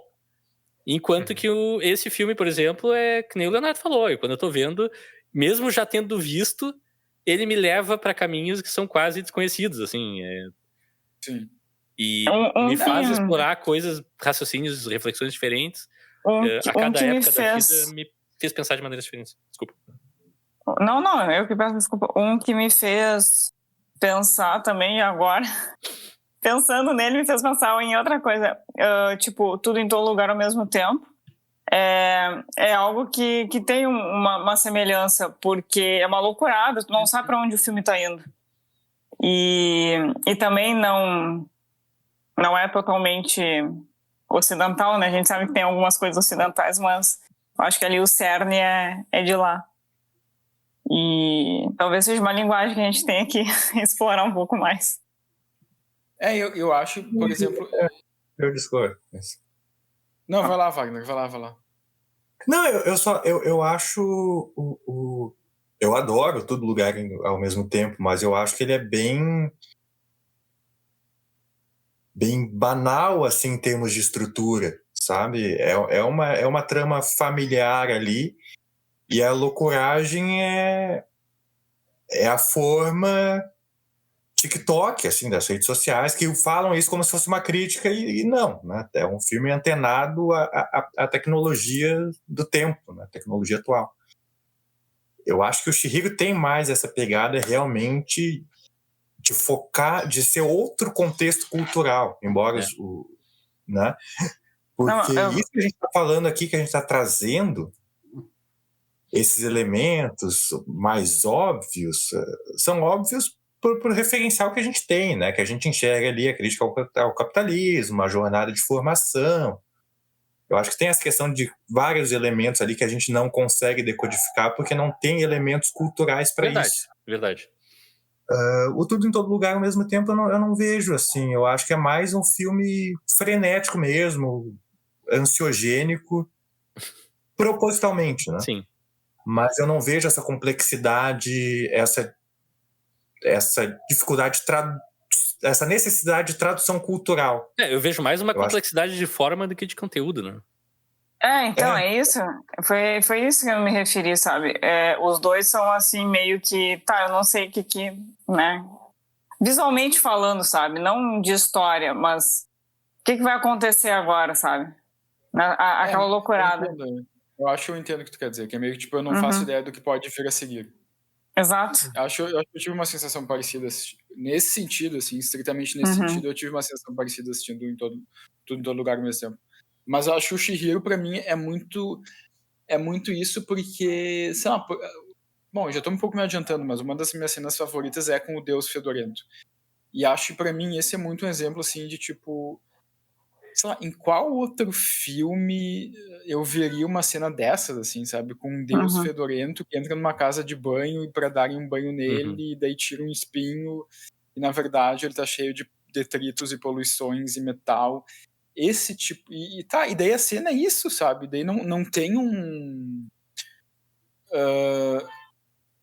é isso, não tem uma explicação depois disso, sabe? É como... Por isso, assim, que eu acho que esse filme é imprevisível e interessante, por causa desse... É uma coleção de cenas, né? Um pouco tô me repetindo, assim, mas é muito a minha sensação que eu falei no começo, que é mais uma... Não é um cadeamento de cenas, mas é uma coleção de cenas, né?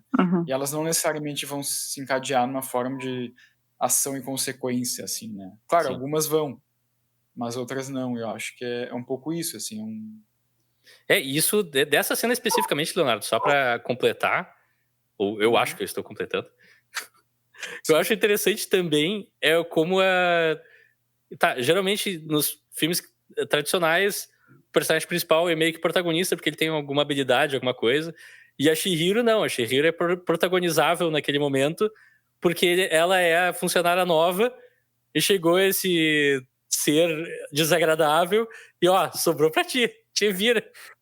A outra vê ela e diz, não, Chihiro, não faz isso, não entre nessa sala. E eu acho isso também uma coisa legal, assim, que foge um pouco do padrão, não parece aquela coisa armada de, o nosso protagonista é o protagonista dessa cena, porque ele é o protagonista da história. Parece uma coisa mais orgânica, assim. Sim. Apesar de, mecanicamente a gente sabe que ele tá escrevendo que ela é protagonista porque ela é protagonista. Mas ele chega nisso de uma maneira, eu acho, muito legal. Aí o Baba diz, Chihiro, te vira. O cara mais sujo que chegou na história da nossa casa de banho. E o setup da cena eu acho muito legal também, que elas tentando limpar aquela banheira específica, que é a maior e mais suja do hotel inteiro. que elas dão uma trapaceada ali no final, eu não entendo direito o que acontece. Ah, Que a... ela puxa mais água, assim, elas estão limpando da maneira tradicional, com coisinha e tal. Quando alguém chega e diz, a casa tá abrindo, os primeiros clientes estão chegando já. Daí a Lin se vira pra Chihiro, vai lá na recepção e pega um negócio pra usar uma mistura diferente de água, que deixa a água mais escura, e daí no final ela só dá uma tapeada ali, enche de água e finge que tá limpo e vai embora. Tem que ser. E daí foi ali que a Chihiro, inclusive... do proletariado, isso. E daí tem um primeiro momento do Sem Rosto, né? Que ele se revela sua natureza, que a Chihiro tá pedindo pro cara na recepção, e ele, não, eu não vou te dar um ticket, não lembro como é que eles chamam no filme. E a Chihiro insistindo, não, mas a Lin pediu, a gente precisa, não sei o quê. E daí, de repente, o Sem Rostos, numa forma invisível, pega o ticket e dá na mão da Chihiro, que diz muito obrigado e sai correndo. E o cara, não era pra isso. E depois, inclusive, que a Lin já... Ok, deixa enchendo aí, eu vou fazer outras coisas. Chihiro, tu puxa a correntinha que desliga a água, e daí vem o Sem Rosto com a mão cheia dos mesmos tickets pra ela. Tickets, Não, vai, eu não preciso, eu só preciso de um. Não preciso de tantos. Sim. Que é o primeiro momento, assim, que ele tá tentando alguém com alguma coisa, né? Sim. Que eu acho muito legal. E o design do Sem Rosto eu acho uma coisa espetacular também. Uhum. Que é só aquela máscara numa Túnica. bolha Sim. meio disforme, escura, assim. E aparentemente ele não tem boca, mas daí quando ele vai devorar as pessoas, ele abre Um bocão aparece os dentes. abre uma boca é muito gigante. bom. É muito bom. Ele vai mudando a forma dele conforme... Eu acho bem intrigante esses personagens. Tipo, ele vai assumindo a voz e a forma de alguns personagens. E o coitado do sapinho, ele só queria pegar um ourinho que tinha sobrado lá no chão. Esse é um dos meus personagens favoritos do filme, o sapo. E é devorado. E ele vira a principal voz do Sem Face, né? Não existe almoço grátis, né?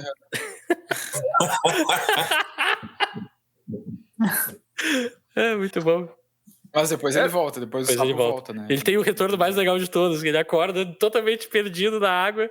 Onde é que eu tô? Ele volta. Eu vou nadar pra cá, vou embora.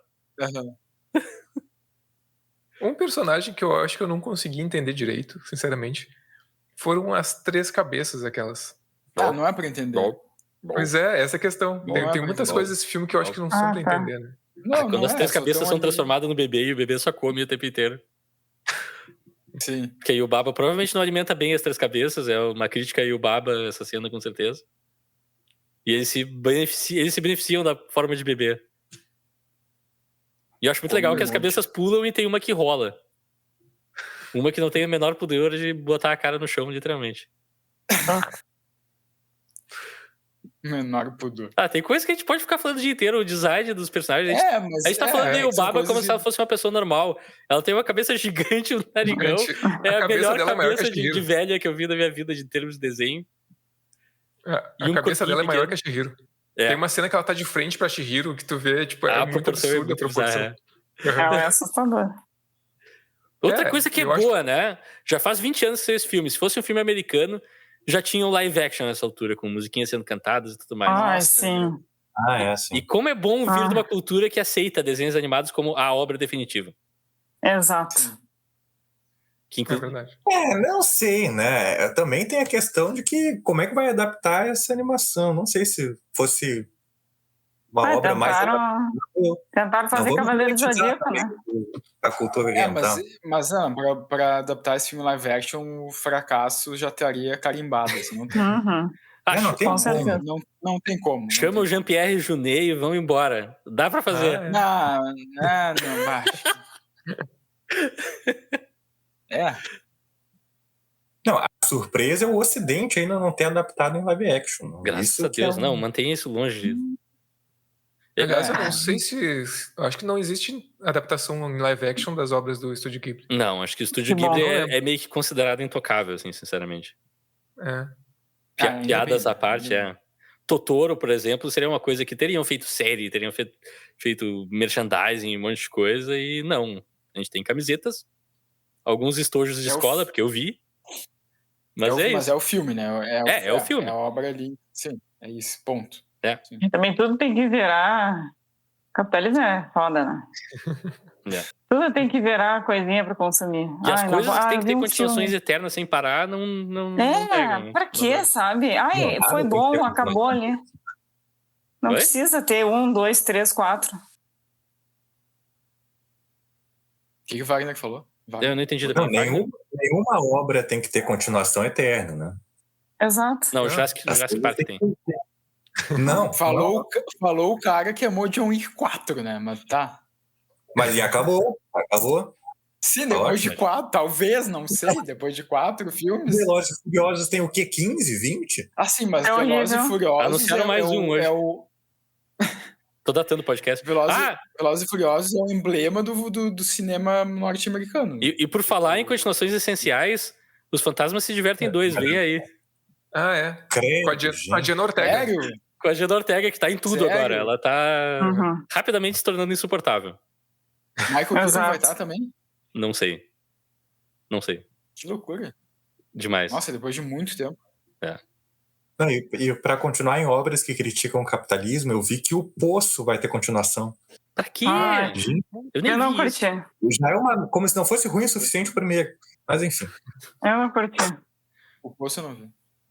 Mas eu Não, queria morar velho. no mundo da Shihiro, um mundo onde chove e a rua vira oceanos. Credo, um mundo onde tu é forçado a trabalhar. Já É. não basta o nosso mundo, tem que ir pra Ah, eu sou outro. forçado a trabalhar igual. Eu preferia ficar levando carvão do lado pro outro, jogando uma fornalha, do que o que eu faço hoje em dia. Tá, Olha, nossa. eu vou te indicar umas empresas, Rafael, para tu Olha mandar aí. currículo.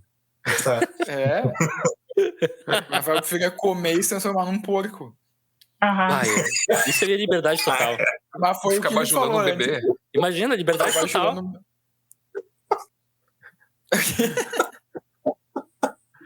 E dessa. não, mas- Agora, já que a gente tá falando em porcos de novo, eu queria já aproveitar o gancho, porque o momento que eu acho que é um pouco corrido mesmo é o conflito final com a Yubaba. E eu, vendo Nossa, dessa aquilo vez, não dá, né? me frustrou um pouco. Me frustrou Nossa, um pouco a mesmo. indignação do Wagner. Aquilo não dá. Tá, é que Não, mas o setup é genial. Peraí. Os pais do Shihiro... Só deixa eu fazer um adendo que eu olhei no IMDb e tem um filme do Miyazaki que agora eu me lembro que eu acho que eu vi esse trailer várias vezes. E eu odeio Eu ele. nunca assisti. Leonardo agora se revela. Não, que é o Il Porco Rosso, Sim. Rosso, que é um porco aviador que Isso. eu nunca Que não lutou me na lembrava Segunda que era Guerra ou dele. algo assim. Na Primeira Guerra. Eu nunca vi esse filme, eu não me lembrava que era do Miyazaki, só que eu me lembro de ver esse filme em tudo que é lugar quando eu era criança, assim, tipo, em propaganda, em trailer. Enfim, só esse adendo, só esse comentário. Mas que eu acho o setup Obrigado. da cena final tão bom e o clímax dela é um pouco, eu vou dizer, um pouco decepcionante. Que a Shihiro tá voltando da casa da irmã da Yubaba, da Zeniba, tá vindo pronta pra libertar seus pais e vamos embora daqui. Meio que já resolveu a questão com o Hako ali também, já decodificou o nome dele, que ele precisa saber o nome dele pra poder sair do poder da Yubaba. E ela chega lá pra confrontar a Yubaba, tá todo mundo do spa tá escondido assim, espiando do topo dos prédios e tal, e aí o Baba tá com 12 porcos separadinhos ali e pergunta pra Shihiro quem são seus pais. Se tu identificar eles, tu pode sair com eles daqui. E daí, o jeito que acontece é Shihiro, não é nenhum. Daí todo mundo, e daí tá tudo bem. E daí eu fiquei, oi? Isso é muito broxante. É. Muito broxante. Eu até gosto da solução ser nenhum, mas faltou algum ponto ali, sabe? Faltou alguma fala da Yubaba, alguma coisa que a Shihiro, não, mas meu nome é tal, ou sei lá, qualquer coisa, sabe? Não... a gente não sabe, e daí os pais só aparecem lá depois, já voltando pra casa, e tu fica, tá, mas... eu sei que o filme não é sobre esse conflito necessariamente, eu sei que ele obedece regras diferentes, Mas tem algumas coisas que, para satisfação... Aí, os pais dela são transformados no início do filme. eu acho que tem... Tudo é pra o ela grande sair objetivo, de lá com os pais. Sim. Exato. Sim. E aí no final é resolvido em 1 minuto, tipo, não é nenhum deles. É isso aí, né, acertou. Daí o Baba, eu perdi. Uhum. E eles são, realmente, essa parte... É que o filme também acaba indo para outros lugares e, tipo, Sim. né? Eu acho que o filme acaba se focando mais nela tentando salvar o Haku. Haku e a relação dos dois. E eu realmente acho que a questão dela com os pais fica mais Perdida. penteada. Fica um assim, pouco sabe? escanteado. Ao mesmo tempo, eu acho isso legal, porque assim, os pais, comemos, são uns babacas. São Ela tá muito babaca. falando, não vai lá, não vai lá. Não Não vai. Aqueles pais idiotas, eles vão, Exato. eles comem toda a comida, toda a merda acontece por causa dos adultos. Exatamente. Então, ao mesmo tempo, é legal que no filme, tipo, foda-se esses adultos, vamos fazer o nosso rolê, vamos se divertir, vamos salvar ali o meu espírito guardião, e depois a gente vê. Então, ao mesmo tempo, é legal isso. Eu acho que é uma resolução repentina, mas eu acho que esse universo tem muito daquela coisa de resolução de sonho, sabe? Tipo, narrativa de sonho. Sim. Tipo, as coisas acontecem como às vezes acontecem em sonhos, não tem muita lógica, sabe? E ali eu acho que é mais um elemento, os pais, eles eram os porcos, mas não, agora eles não são mais, agora eles não estão mais aqui. Eles já estão lá e daí daqui a pouco corta e os pais já estão lá, entendeu? Mas é que tá, Alexandre, é que eu acho que se o filme explicitasse melhor essa coisa de, os teus pais não estão mais aqui porque eles já não são mais porcos, eu acho que seria uma resolução mais interessante do que, nenhum deles são os meus pais. Eu perdi. Daí eu encontro meus pais mais além, sabe? Eu acho que fica muito solto. Sim, eu entendo, mas... Desculpa, eu não queria te interromper, apesar de que eu dei interromper. Não, eu entendo, eu tenho essa sensação de frustração também nessa cena, tipo, parece muito fácil, muito rápido, mas pela lógica daquele universo, talvez até faça sentido dentro do não sentido. Rápido e fácil, porque não era tu que tava lá, né? É verdade. Se pedisse pra tu identificar teus pais sendo porcos, eu acho que seria menos rápido e mais difícil. É a melhor frase do podcast esse ano. Faz sentido dentro do não sentido. A história de viagem de Chihiro. E daí tem um dos meus toques favoritos. Só pra fechar essa parte dessa cena, se eu fosse, eu melhoraria essa cena. Eu tô pensando seriamente em virar roteirista. Espera, só um pouquinho, desculpa. O que tu falou que tu melhoraria essa cena? Eu melhoraria essa cena. Tá, vamos chamar o Miyazaki aqui e dizer que já temos um substituto. O Wagner é aquele crítico e depois de uma semana vendo filmes, eu vou escrever filmes agora. Eu melhoraria. Naquela, são 6 porcos, né? Sim. São 6 porcos naquela cena. 6 ela porcos? tem que... Não são 12? Acho que 6? Não sei, acho que são 6. Ela tem que achar os pais dela e ela ficar olhando atentamente, daqui a pouco ela ia ver. A cara que ela faz essa cena é muito engraçada. Ela veria que 2 porcos estão chorando. As lágrimas estão escorrendo. Mas é muito... Os pais dela. Spielberg ligou. Cafona, não. Aí só falta eles fazerem assim com a patinha. Filhinha. Pensa numa segunda ideia, Vaguinha. Pensa numa segunda ideia que vai ser melhor. Uma segunda e uma terceira. Ele dá uma roncadinha diferente. Uma roncadinha diferente. Uma roncadinha. Eu tenho uma ideia melhor. Os 6 porcos começam a cantar e a gente tem um número musical. Ai, meu Deus, que horror. E aí esse... De repente eu acho que o final do filme é uma obra de arte aí. Acho que é perfeito. Acho que não precisa mudar nada. Pra onde esse episódio tá indo, não sei. Não sei, mas eu tô gostando. O filme inteiro a gente não sabia. Vamos reescrever a Viagem de Chihiro agora. Você não. Não, tá brincando. Você não. Mas dois dos meus toques favoritos, perto do final, é quando a Chihiro tá pra sair e o Haku fala pra ela, tu sai lá, vai no túnel e não olha pra trás. Sim.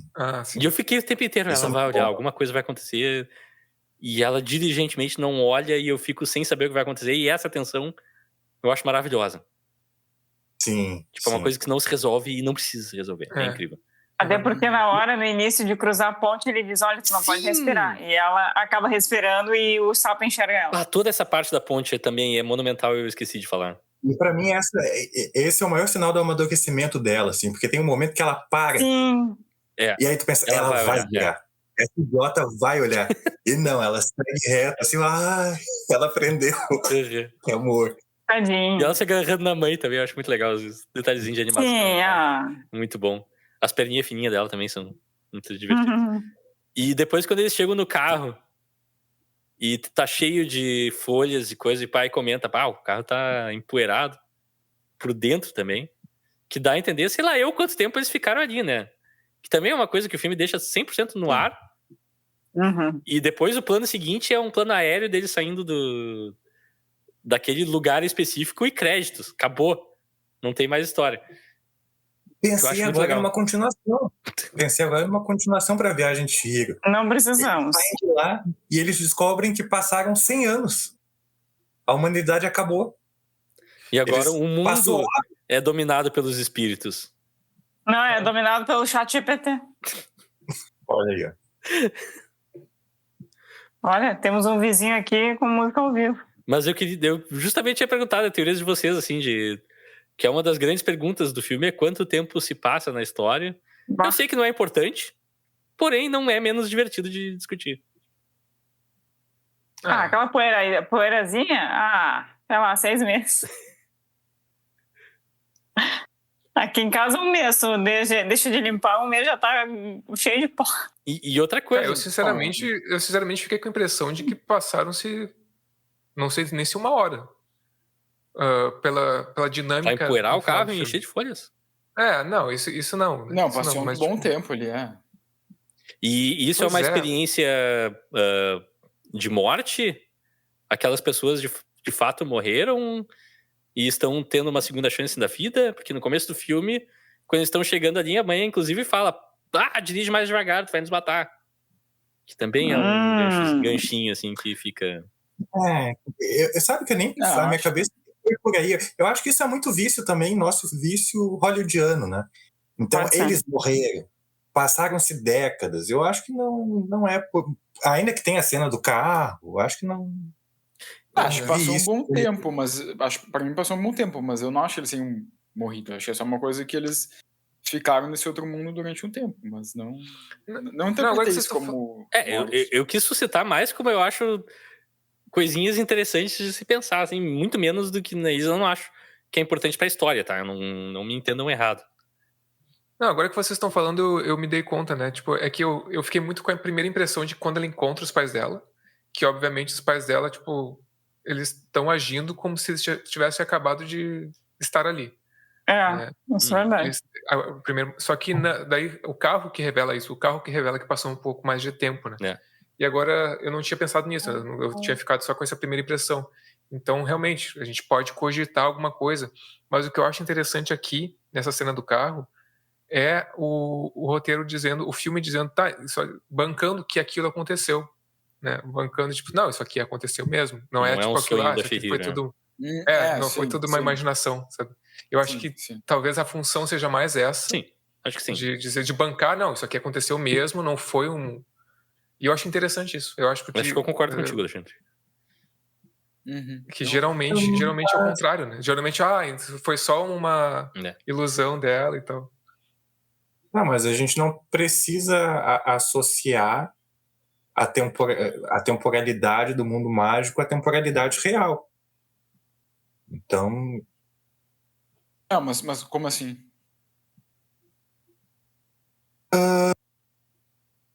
Eu não vejo essa necessidade da cena do carro comprovar que aquilo de fato é real.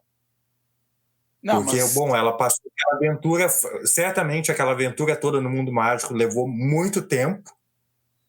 E aí é um artifício do roteiro colocar o carro lá no mundo real para mostrar, olha, realmente passou muito tempo. Mas acho que é, sim. Mas acho que é. Eu acho que eu concordo que não precisa ter essa linkagem necessariamente. Porém, do jeito que é feito nesse filme, eu acho legal, assim, acho válido. Daí é por... Rafael Coelho gosta, não sei nem explicar por quê. Eu só sei que nesse filme eu gosto e em outros eu desgosto. Rafael Coelho approves. Mas imagina, na hipótese de ser uma coisa mais tradicional, tipo, foi tudo uma ilusão dela, foi tudo um sonho, digamos assim, o sonho dela ali naqueles minutos que ela estava ali perdida naquele lugar. Daí eles voltam pro carro. Seria uma coisa, tipo, o carro não estaria empoeirado e tal. Uhum. Me passou a impressão de que era um pouquinho para isso, entendeu? Um pouquinho de... Tá, se foi uma ilusão, eles não iam ficar tanto tempo assim ali, entendeu? Se foi um sonho só, os pais não iam ficar tanto tempo ali, né? Então... Mas ela pode ter... Pela reação dos pais, parece que ela foi, né? Ela foi lá na frente, ela foi passear e ficou tempo demais. Daí, sei lá, uma criança que se perdeu. Sim. Ela poderia, por exemplo, ter, de fato, ter se perdido. Ela entrou nesse mundo, ela ficou, sei lá, meses nesse mundo, anos nesse mundo. Mas, para os pais, aquilo foi, sei lá, meia hora. Sim, não, eu acho que... Não, pros pais, sim. Pros pais, sim, com certeza. Sim. Eu também acho. Eu acho que o carro é só pra provar pra gente que tá, o mundo... aconteceu alguma coisa aqui mesmo e os pais estão só não viram, por assim dizer. Não me expressei bem. Enfim, o que o Alexandre falou, o Alexandre foi muito bem. Os pais não tiveram a mesma percepção de tempo que a Chihiro. Isso. Porque eles foram se transformaram em porcos. Sim, o meu ponto é esse. Ah, sim, sim. Por isso que eu não me apego tanto ao carro, entende? Porque, bom... Mas, claro, eu comprei a narrativa de que aquilo aconteceu mesmo, que não é uma ilusão. Talvez E de que eles não estão mortos. o carro seja... A teoria Os Outros da Chihiro. Meu Deus. Eu já não sei mais onde eu estou. O Rafael acabou de spoilear gratuitamente o filme, assim, tipo, um spoiler máximo de... Mas ele avisou, né? Os outros aí já é folclore do cinema. E sem contar que o filme já tem idade também. Todo mundo sabe, pelo amor de Deus. Spoilear Os Outros é a mesma coisa que spoilear o Sexto Sentido. A única coisa que todo mundo fala é o spoiler, então, whatever. Darth Vader é o pai do Luke Skywalker, tá? E com isso nós chegamos ao final da discussão da viagem de Chihiro, por enquanto. Não, na verdade não, eu que tenho as coisas favoritas primeiro. Eu queria perguntar de vocês as suas cenas favoritas. Minha cena favorita é com o Deus... desculpa. O Deus Fedorento. A minha é a primeira do Kamaji. Kamaji, sim.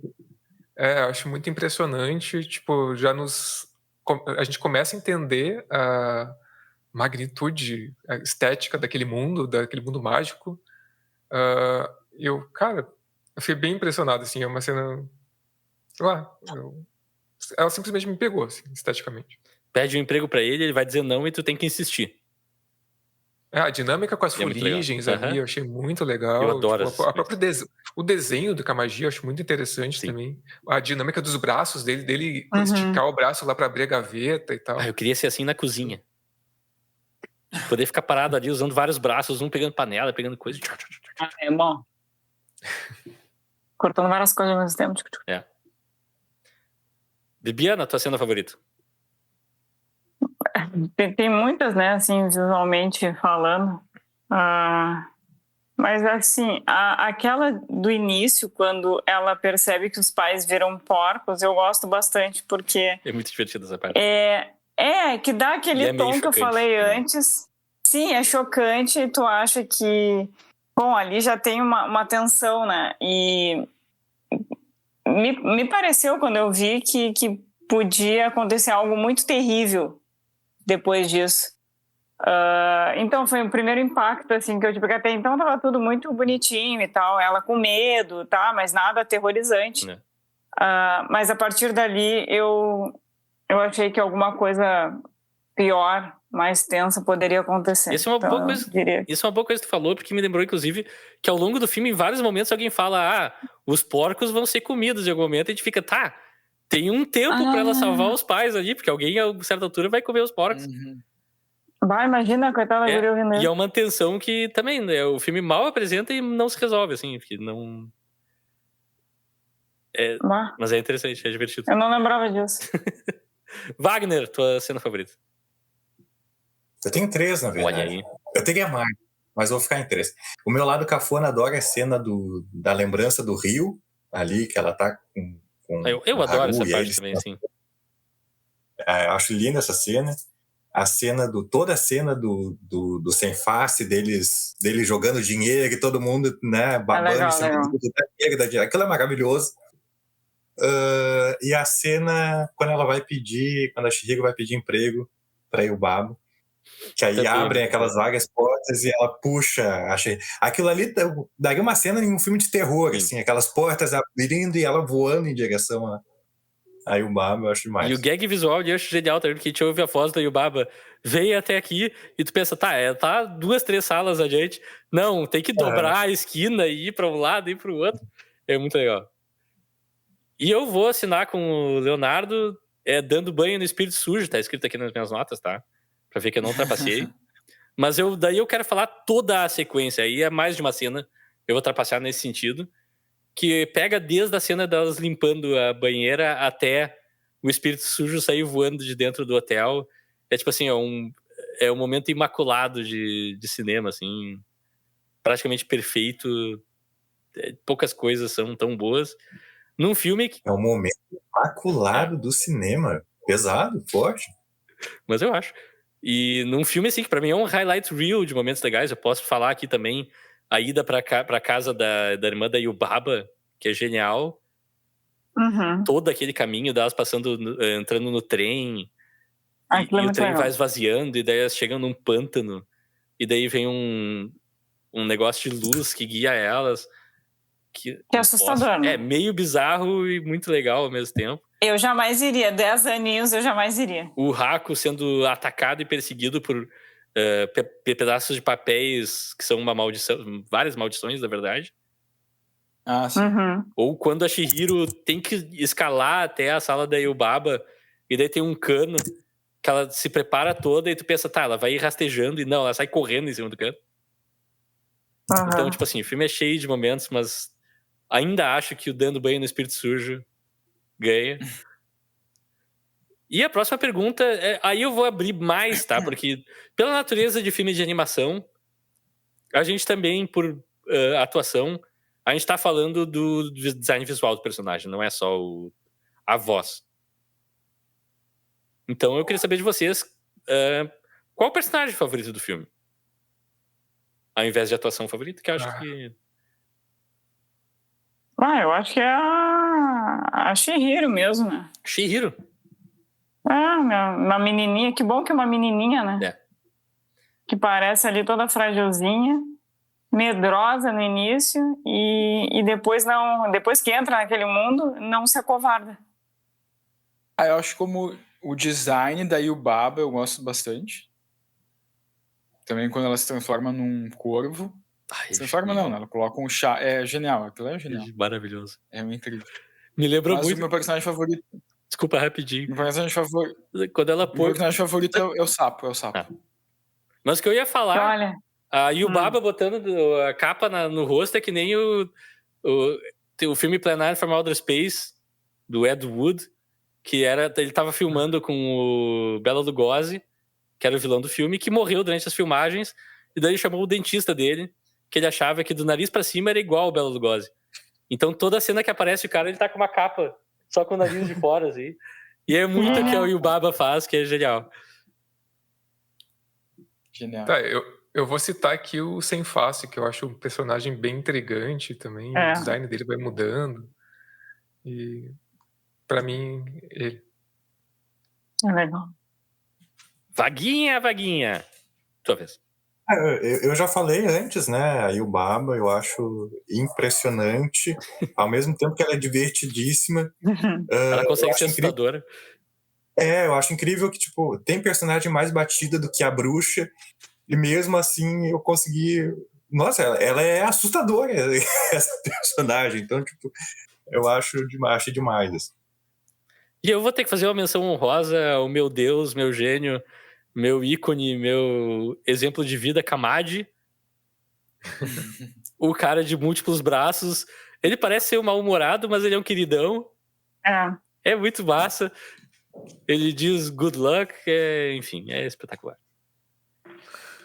E que filmes vocês recomendariam para quem gostou de A Viagem de Chihiro? Eu vou tomar a dianteira, porque eu tenho as 2 recomendações perfeitas. O resto aqui vão ser, talvez, não sei, de menos qualidade. Mas eu recomendo... Olha só. Tô brincando. Eu recomendo um filme baseado no livro do Neil Gaiman, que é Coraline e o Mundo Secreto, de 2009. Também animação, também coisas fantásticas acontecendo. Eu não vou falar nada da história, porque eu acho que também é um filme muito visual, muito intrigante. É um pouco mais perturbador, é um pouco mais dark que Chihiro, mas é interessante e vale a pena. E outro filme que eu acho que também encapsula esse espírito de fábula moderna e uma pessoa se perdendo num mundo, tentando resgatar outra pessoa, nesse caso, é O Labirinto. Do Fauno. Não, a obra-prima com David Bowie e a Jennifer Connelly, que também é um musical incrível, que é genial. Tem criaturas do Jim Henson, tem o Poço do Fedor Eterno, enfim, Labirinto. Vocês não viram? O que vocês estão fazendo aqui? Vão ver o Labirinto. É maravilhoso. E agora eu abro para todo mundo dar suas recomendações, que vão ser importantes e válidas. Tá. Posso começar? Menos que a tua, mas vão ser. Ah, não, mas é que eu sou protagonista, né? Então... Perfeito. A minha é sempre ruim. Então eu já vou com uma ruindade aqui. Ah, não, filmes não são ruins. Talvez os ganchos que eu faço são ruins. Sobre amizade e crescimento, eu tenho mais de um, olha só, mais de uma ruindade pra indicar. Sobre amizade e crescimento, o Clube não fala dos assim 5. Que as pessoas vão acreditar. O Clube dos 5, eu gosto muito desse filme. Esse filme é uma delícia. Eu nunca vi. É muito bonzinho. Não? Nunca vi. Nunca viu? Não. É uma das minhas vergonhas cinematográficas. Não, Rafael, é muito gostoso de ver esse filme. Enfim. E tem aquele outro... é um pouco mais pesado. As Vantagens de Ser Invisível, eu gosto também bastante. Eu gosto desse filme. E... Wagner não gosta, pelo visto. Não, sabe? Esse é um filme que eu quero muito rever. Porque eu assisti ele... quando eu tava na graduação ainda. Faz um tempo. E eu lembro que eu chorei de me lavar vendo esse filme. E aí aliás, eu fico pensando, será que é tão pesado assim esse filme? Né? Tem uma coisa pesada ali no meio, sim. Tem algumas coisas bem pesadas, sim. E tem uma música do David Bowie. Inclusive. Maravilhosa. E é uma sequência... Aquela cena é maravilhosa. É maravilhosa. Tu pensa... Esse foi um dos filmes que eu fui ver no cinema, eu chorei, e daí eu revi e chorei de novo. É libertadora aquela cena, né? Mas faz muitos anos que eu não vejo, então não sei. E eu não sei se... Eu vou deixar o Xande falar, se ele não citar, eu vou citar o terceiro filme, porque eu já citei 2 aqui. Beleza, já que falou do Alexandre, se apresente-se então, para... Eu tenho duas sugestões, uma eu já falei durante o episódio, que é o Viva, A Vida é uma Festa, filme da Pixar, que também um garotinho vai para um mundo mágico, que na verdade é a Terra dos Mortos, para descobrir coisas Tem da história alguma da sua família. relação temática? Que, aliás, o mundo dos mortos é um divertimento só, né? Esse filme... se eu tivesse morto, eu ia querer me divertir também, vamos falar sério. Eu também. Mas o outro filme também é um filme que tem críticas sociais, que fala um pouco sobre ganância, e também tem um elemento ali fantástico. Wall Street. Que é um filme dirigido pelo Bong Joon-ho. É o Okja, que tá na Netflix. Sim! Esse tava na minha lista pra falar, porque é um filme... Bom. Esse é um Miyazaki live action, que não é uma adaptação. Maravilhoso. Eu odeio esse filme. Eu odeio o Leonardo. Eu odeio esse filme. Por que, desculpa, Leonardo? eu interrompi muito o Alexandre agora, mas é que eu me empolguei, desculpa. Só isso, só ia recomendar os filmes. Eu não quis ver esse filme porque eu tenho certeza que eu não vou gostar. Assim, ele tem uma... Não sei. Ele passa uma vibes... Ele é literalmente um filme do estúdio Ghibli filmado com atores de verdade. Ele é. E funciona demais pra mim. Ele é. Leonardo... Peraí, Bibiana, o Alexandre falou o filme que tu queria que ele falasse? Não. Então, agora tu tem que falar. Tá, só pela crítica social. Aqui a gente não deixa mesmo. pontas soltas. Só pela crítica social mesmo que, bom, esse filme eu considero assim, uma... E nem tem... Não sei. Não é um longa, é um curta, é nossa, daqui. É de 89, é o maravilhoso Ilha das Flores. Tem os elementos ali dos porcos. Mas não é claro que não é só por isso, né, obviamente. Sim. Que, aliás, quando o Xande tava... É um soco no estômago. Nossa! A história a primeira vez que eu vi... feliz com tomates e termina... Exato! E ele vai amarrando, assim... Nossa, eu acho esse filme, assim, uma obra-prima, sabe? Sim. Ele vai amarrando, daqui um pouco...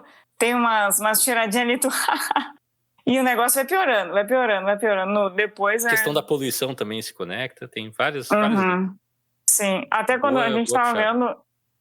Quando a gente tava vendo, o Xande disse: olha, tem uns portos aqui, me lembrou Ilha das Flores. Só que eu não sei se ele lembrou só pelos porcos em si ou, enfim, né, por essa crítica ao capitalismo. Eu fiz por essas duas coisas. O filme é um filme também que critica o capitalismo e tem um elemento ali né? dos porcos. Daí... Foi o meu primeiro contato com a crítica ao capitalismo, eu não tava pronto ainda. Esse filme é magnífico. É muito forte e quando eu era criança eu vi esse filme e já me impactou e eu já gostei. Tipo, é uma coisa muito... Tá bom, tem que formar caráter desde pequenininho. É verdade. E tu, Leonardo? Amarra, então, o nosso bloco de filmes parecidos. Eu vou recomendar 2, então. A minha Solace? recomendação... Solace, com Anthony Hopkins. Que maldade. Como eu falei, eu não sou muito fã de animes, né? Eu não tenho esse... Sei lá. Não cai tanto no meu gosto, infelizmente. Eu vou recomendar um anime que é um dos que mais... Mas dos animes que eu assisti, um dos que mais me marcou era o anime... Não, nunca gostei de Dragon Ball. Vi pouca coisa de Dragon Ball, mas nunca gostei. Que é um anime do Zorro, que é um dos personagens que eu gosto muito. Então tem um anime do Zorro, de 94... que eu vi alguns episódios e me marcou bastante. Então Suco de Leonardo. A minha recomendação. O Leonardo é indefensável, né? Deixa eu recomendar o filme, Wagner. Depois a gente descasca. Sim, eu tô pegando um personagem ocidental e dizendo, assista esse personagem ocidental numa versão anime. Tudo bem, né? Esse sou eu, o Wagner não tá segurando. Mas eu vou. A minha segunda recomendação vai ser um pouco nessa linha também. É um filme feito nos Estados Unidos que, pra mim, é um filme. Pra mim, é um anime filmado.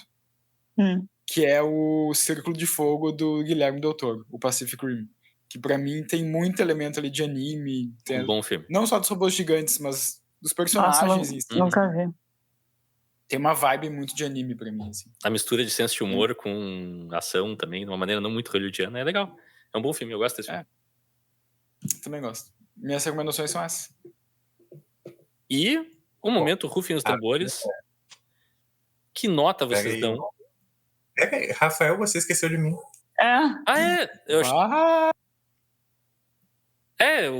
Enfim, vai lá, Wagner. Desculpa, eu não tenho... Mais uma vez, tá esquecido pelo Zoom.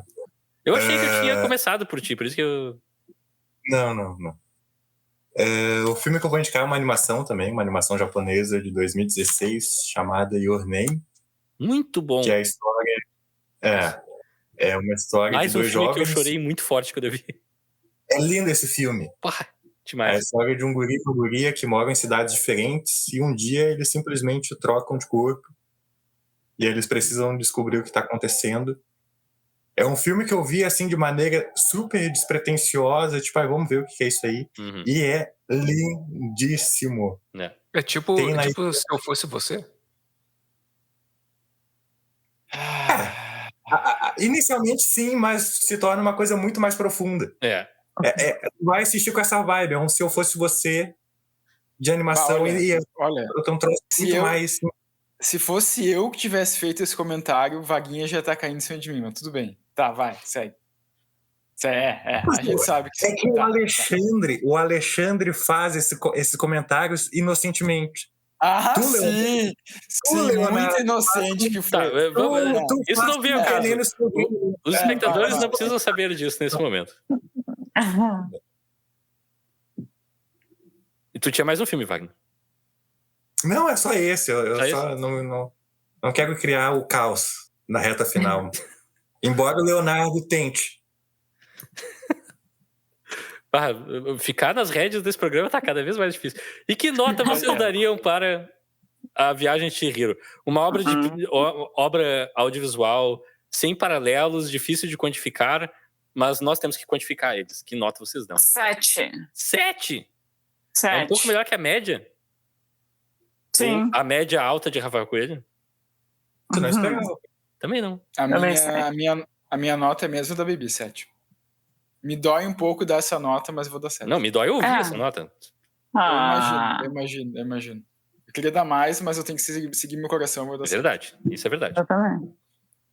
Prefiro que seja eu infeliz iria- sendo verdadeiro do que feliz sendo mentiroso. Exato. Correto. Vai lá, Wagner. Eu iria dar 7,5, mas com esse debate com vocês, eu acabei gostando mais, eu darei 8. Olha, Eu tô impressionadíssimo esse é até um dos agora. filmes é um dos que eu tô mais de dificuldade de dar uma nota, sabe? Ele é um filme tão, como o Leonardo falou, peculiar, e tem essas coisas de tu te relacionar com ele de uma forma diferente do que tu habitualmente relaciona com outros filmes. E talvez eu me arrependa de dar essa nota, talvez seja talvez até baixa pelo que o filme Sim. mas 9. Ó. muito baixa. Gostei. Da onde que 9 é nota baixa? Depende do filme, É que né? Viagem de Chihiro é um clássico, né? Tipo, Solas, tu dá um bom, 9 é quase ofensa, mas né? eu não vou por essa. Ai, tem clássicos que, Não. muito falada. Quando eu vi, eu disse, tá, é isso. Não, mas eu gostei muito do filme. Eu gostei muito Bom, do mas filme. 9, Não, eu gostei, mas eu... eu Não, gostei. Eu gostei do preâmbulo do Alexandre e acho que vocês estão se apegando ao detalhe errado. O Alexandre foi muito feliz no seu vai lá, comentário. Rafael. Não, Vai é lá, que Rafael. deixa eu me explicar. Eu tava entre 9 e 10, entendeu? Eu pensei, eu acho que é 9, porque tem algumas coisinhas ali que, Então, sei lá. É mais por isso, entendeu? Não é que a 9 seja baixo. Tipo, é que é abaixo óbvio do que que não, eu estava óbvio que não é pensando. baixo.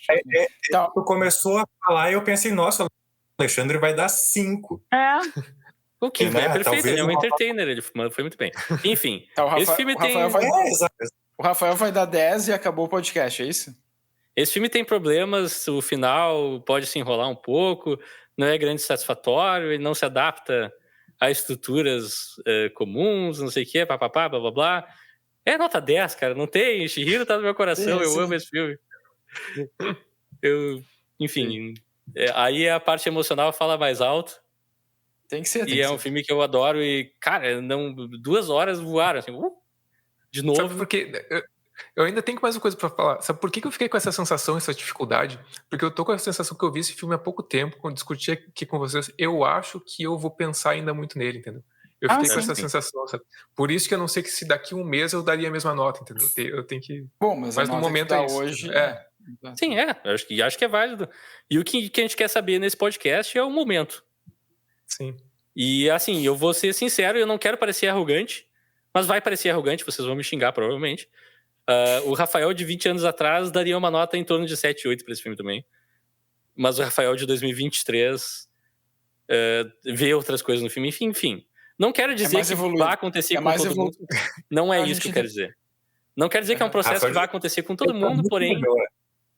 Oi? O Rafael de 2023 é muito melhor, é muito mais culto. Sim. Eu vou aceitar, Eu aceito. É assim. Você pode nos seguir nas mídias sociais, em Instagram, em YouTube, em @eu quero ver o filme. Você pode nos mandar um e-mail para eu quero ver o filme @gmail.com. E aonde podcasts são encontrados, você pode nos encontrar lá. Se a gente não tiver, nos avisa, a gente resolve. No YouTube a gente está fazendo sucesso. Fiquem ligados para próximas enquetes futuras. Nós vamos fazer enquetes, inclusive, sobre opiniões que não sejam necessariamente para escolher filme. Vamos fazer perguntas sobre pessoais das pessoas. Vamos pegar CPF de pessoas para conseguir uma grana pra gente também. Então, fiquem ligados. Oi? Nos ajudem. Oi, tudo bom? E assim a gente chega ao final do episódio. Até semana que vem. Geralmente eu falo aqui que a gente vai fazer semana que vem. Semana que vem vai ser tipo um bate-papo sobre os filmes que a gente viu até agora, um catch-up. Não um ketchup que se passar no pão, mas... Eu ia dizer que eu preferia que fosse mostarda, então. Eu também. Vocês preferem mostarda do que ketchup? Muito mais. Tá, o episódio que vem vai ser uma maionese do ano de 2023. Não! No qual a gente vai falar... Episódio muita coisa estranha. O quê? Termina de uma vez, acaba! Rafael...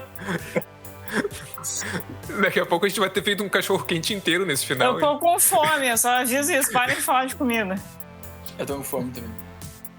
Quero jantar. Rafael, providencia a janta com teus 6 braços.